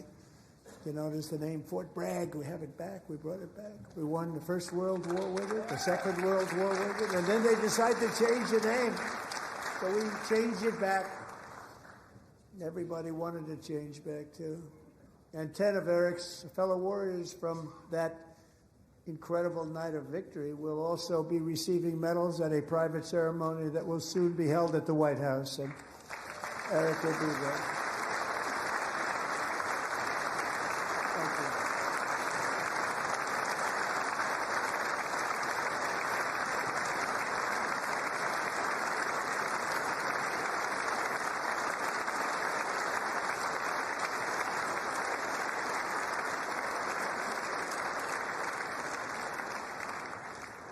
Thank you, Eric.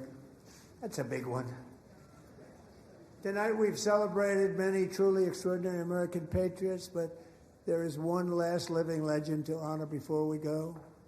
He is one more heroic American aviator, Navy fighter pilot. Royce Williams served in World War II, Korea, Vietnam, flying more than 220 missions.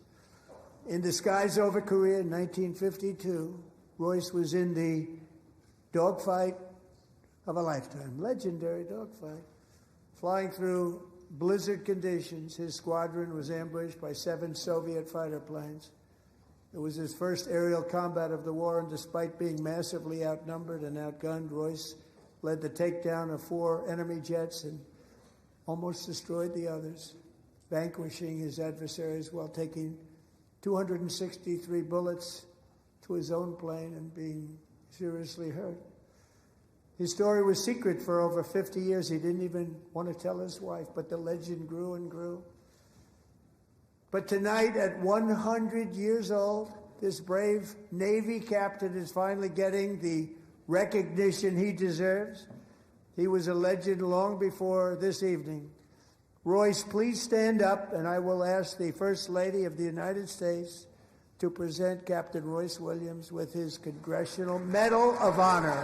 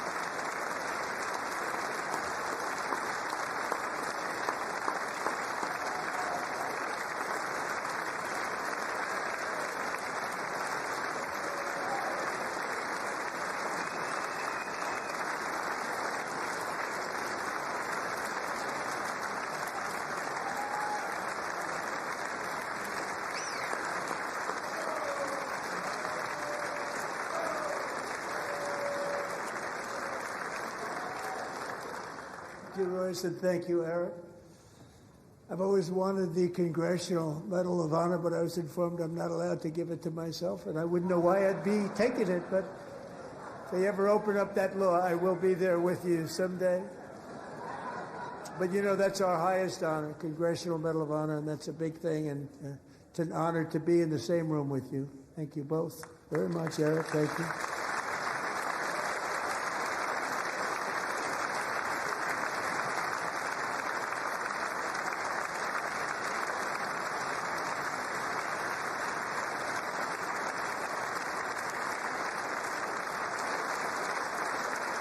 Thank you. 250 years is a long time in the life of a nation, but in another sense, it's really a mere moment in the eye of history. Two of the gentlemen we met in the gallery this evening took their first breaths 1 century ago, 100 years before that, on July 4th, 1826, the author of the Declaration of Independence, brilliant, Thomas Jefferson, drew his last breath. Just a single long human lifespan separates the giants who declared and won our independence from the heroes who stand among us tonight. Everything our nation has done, everything we have achieved, has been the work of those few great lifetimes. In those brief chapters, Americans built this nation from 13 humble colonies into the pinnacle of human civilization and human freedom, the strongest, wealthiest, most powerful, most successful nation in all of history. Americans ventured out across the daunting and dangerous continent. We carved paths through an unforgiving wilderness, settled a boundless frontier, and tamed the beautiful but very, very dangerous Wild West.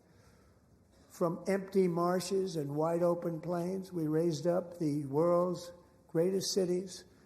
Together we mastered the world's mightiest industries and shattered history's monstrous tyrannies. And we liberated millions from the chains of fascism, communism, oppression, and terror. Americans lifted humanity into the skies on the wings of aluminum and steel. And then we launched mankind into the stars on rockets powered by sheer American will and unyielding American pride. We wired the globe with our ingenuity. We captivated the planet with American culture. And now we are pioneering the next great American breakthroughs that will change the entire world. All of this and so much more is the enduring legacy, unmatched glory of the hardworking patriots who built and defended this country and who still carry the hopes and freedoms on all of humanity's backs. For years they were forgotten, betrayed, and cast aside. But that great betrayal is over, and they will never be forgotten again. Because when the world needs courage, daring, vision, and inspiration, it is still turning to America. And when God needs a nation to work his miracles, he knows exactly who to ask. There is no challenge Americans cannot overcome, no frontier too vast for us to conquer, no dream too bold for us to chase, no horizon too distant for us to claim. For our destiny is written by the hand of providence, and these first 250 years were just the beginning. From the rugged border towns of Texas to the heartland villages of Michigan, from the sun-kissed shores of Florida to the endless fields of the Dakotas, and from the historic streets of Philadelphia to right here in our nation's capital, Washington, D.C., the golden age of America is upon us. The revolution that began in 1776 has not ended. It still continues because the flame of liberty and independence still burns in the heart of every American patriot. And our future will be bigger, better, brighter, bolder, and more glorious than ever before. Thank you, God bless you, and God bless America.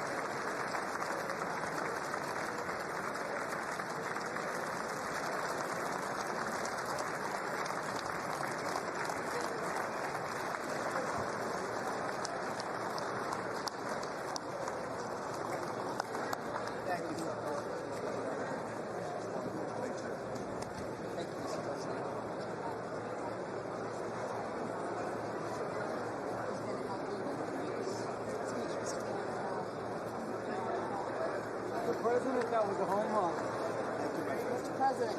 Hey. Okay. All right.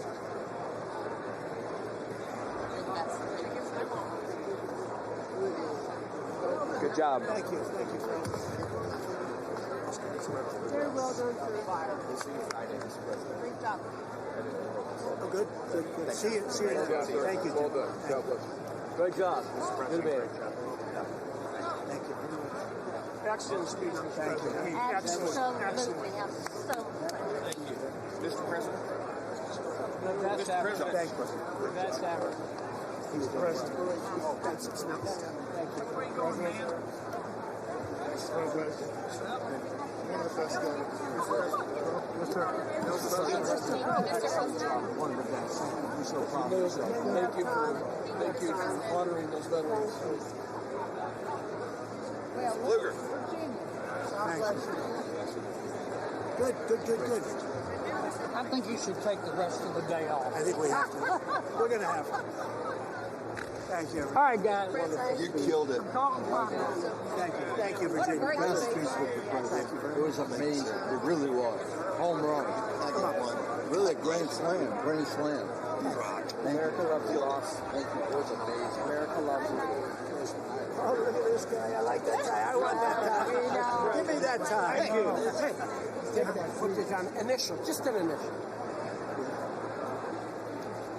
Thank you, Bob. I like that tie. Amazing. Thank you.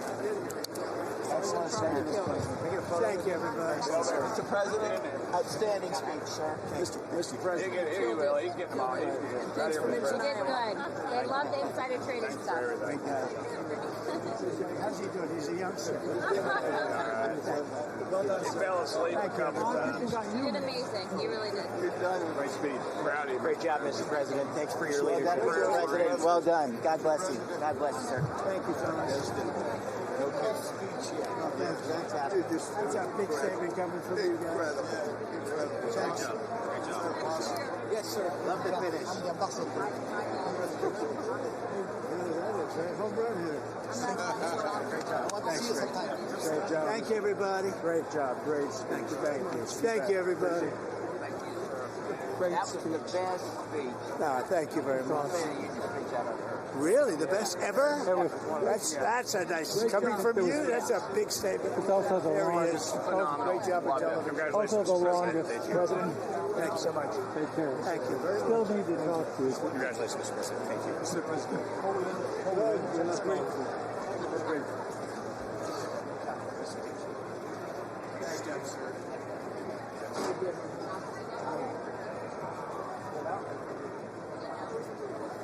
Yeah.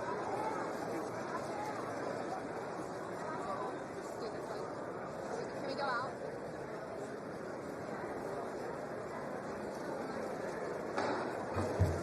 The chair declares the joint session of the two houses now dissolved.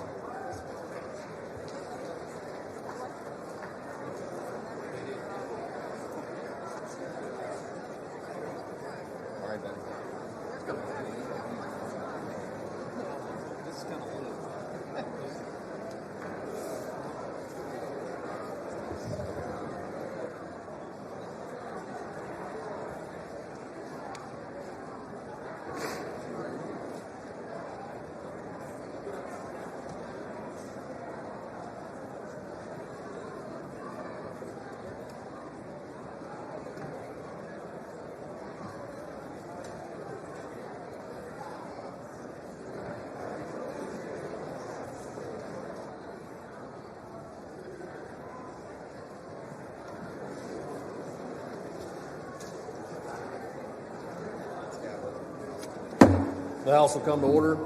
For what purpose does the gentleman from Louisiana seek recognition? Mr. Speaker, I move that the message of the President be referred to the Committee of the Whole on the State of the Union and the Board of Directors. Without objection. Does the gentleman from Louisiana have a motion? Mr. Speaker, I also move that the House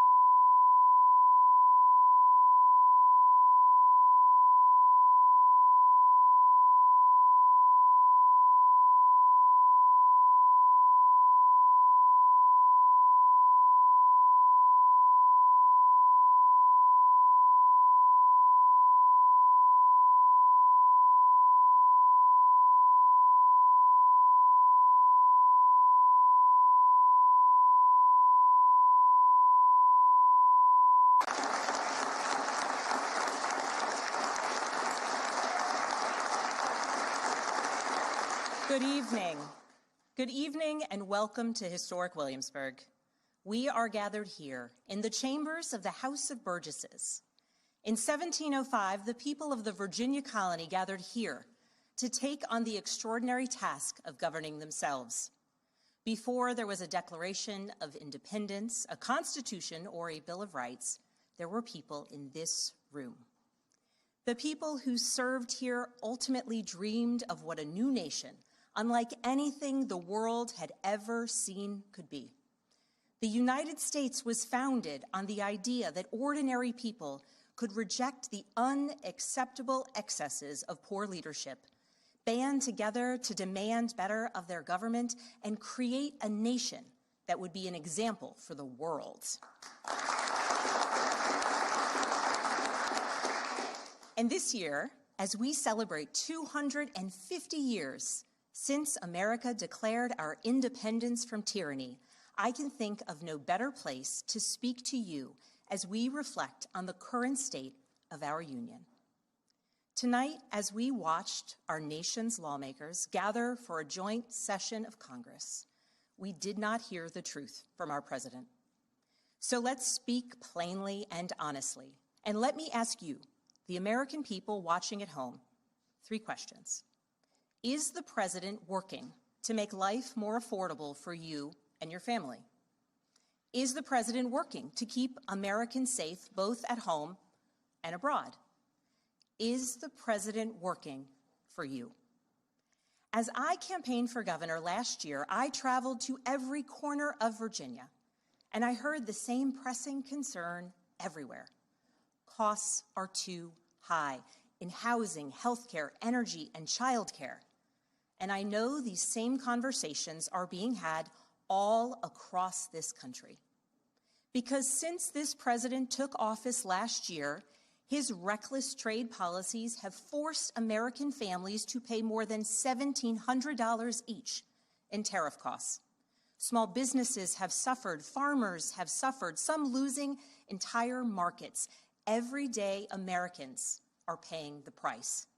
And even though the Supreme Court struck these tariffs down 4 days ago, the damage to us, the American people, has already been done.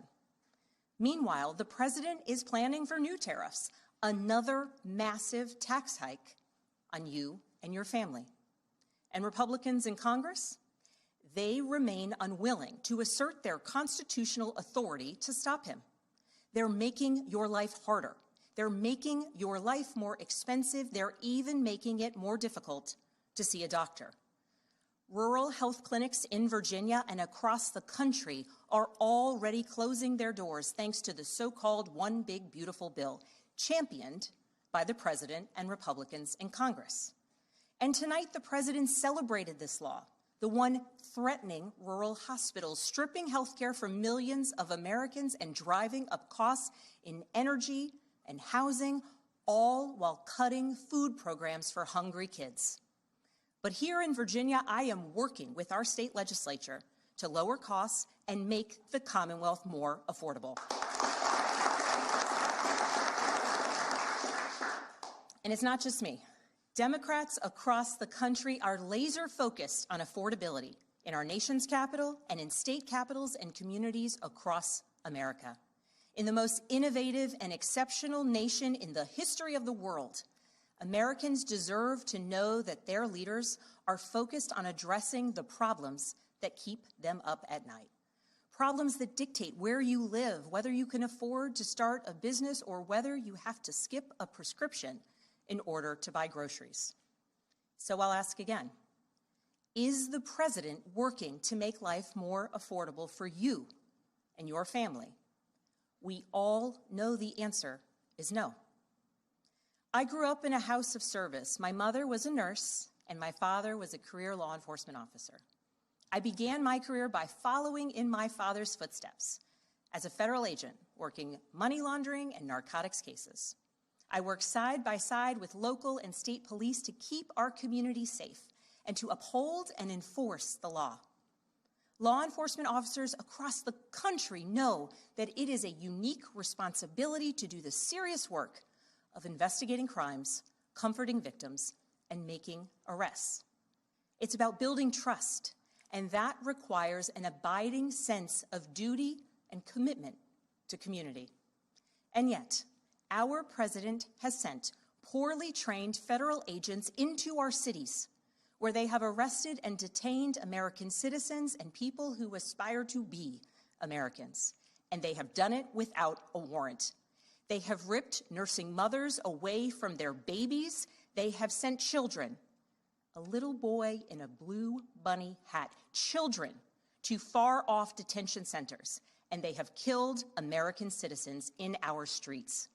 And they have done it all with their faces masked from accountability. Every minute spent sowing fear is a minute not spent investigating murders, crimes against children, or the criminals defrauding seniors of their life savings. Our president told us tonight that we are safer because these agents arrest mothers and detain children. Think about that. Our broken immigration system is something to be fixed, not an excuse for unaccountable agents to terrorize our communities.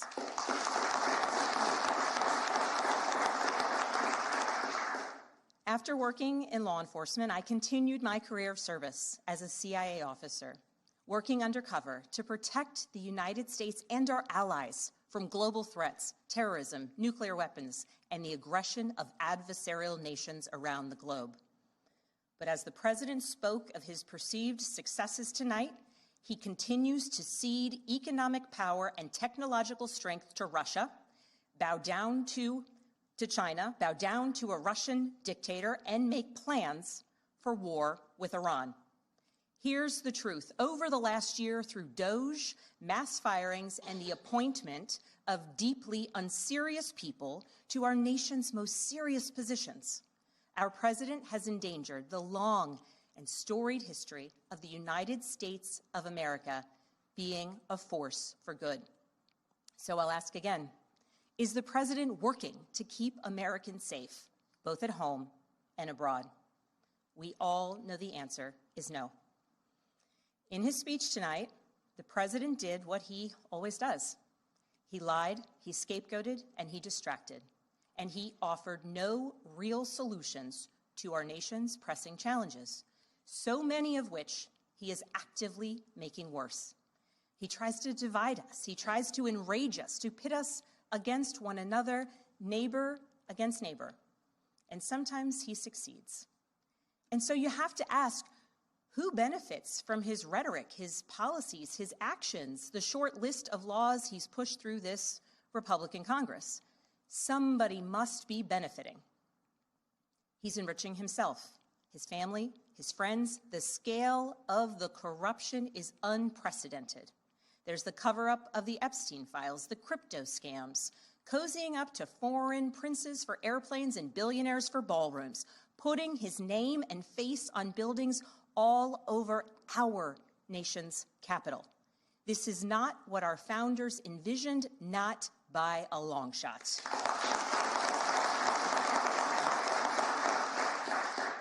So I'll ask again, is the president working for you? We all know the answer is no. But here's the special thing about America. On our 250th anniversary, we know better than any nation what is possible when ordinary citizens, like those who once dreamed right here in this room, reject the unacceptable and demand more of their government.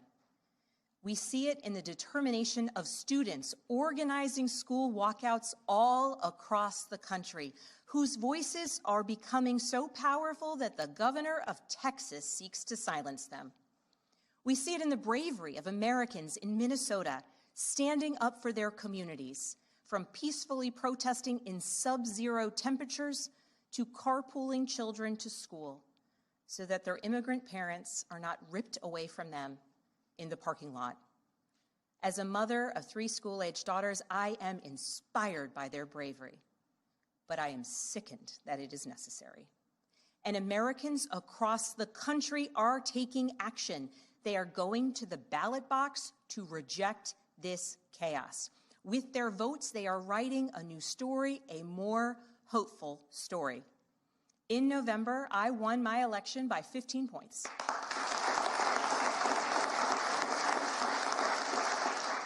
And we won 13 new seats in our state legislature. Because voters decided they wanted something different. Our campaign earned votes from Democrats, Republicans, independents, and everyone in between. Because they knew as citizens they could demand more, that they could vote for what they believe matters, and that they didn't need to be constrained by a party or political affiliation. This is happening across the country. New Jersey elected Mikey Sherrill as governor in a double-digit victory. Democrats flipped state legislative seats in places like Georgia, Iowa, Mississippi, and Texas. The list goes on and on. Ordinary Americans are stepping up to run in the spirit of our forefathers. They are running to demand more and to do more for their neighbors and communities. I know this story well. I first ran for office in 2018 alongside dozens of other Democrats who did the seemingly impossible, flipping 41 seats in Congress. In my case, I was the first Democrat elected in 50 years, swinging our district 17 points. Those who are stepping up now to run will win in November because Americans, you at home, know you can demand more and that we are working to lower costs. We are working to keep our communities and our country safe, and we are working for you.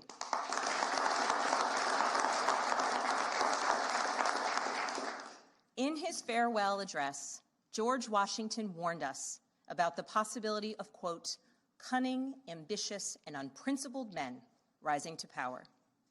But he also encouraged us, all Americans, to unite in a common cause, to move this nation forward. That is our charge once more, and that is what we are seeing across the country. It is deeply American and patriotic to do so, and it is how we ensure that the state of our union remains strong, not just this year, but for the next 250 years as well, because we, the people, have the power to make change, the power to stand up for what is right, the power to demand more of our nation.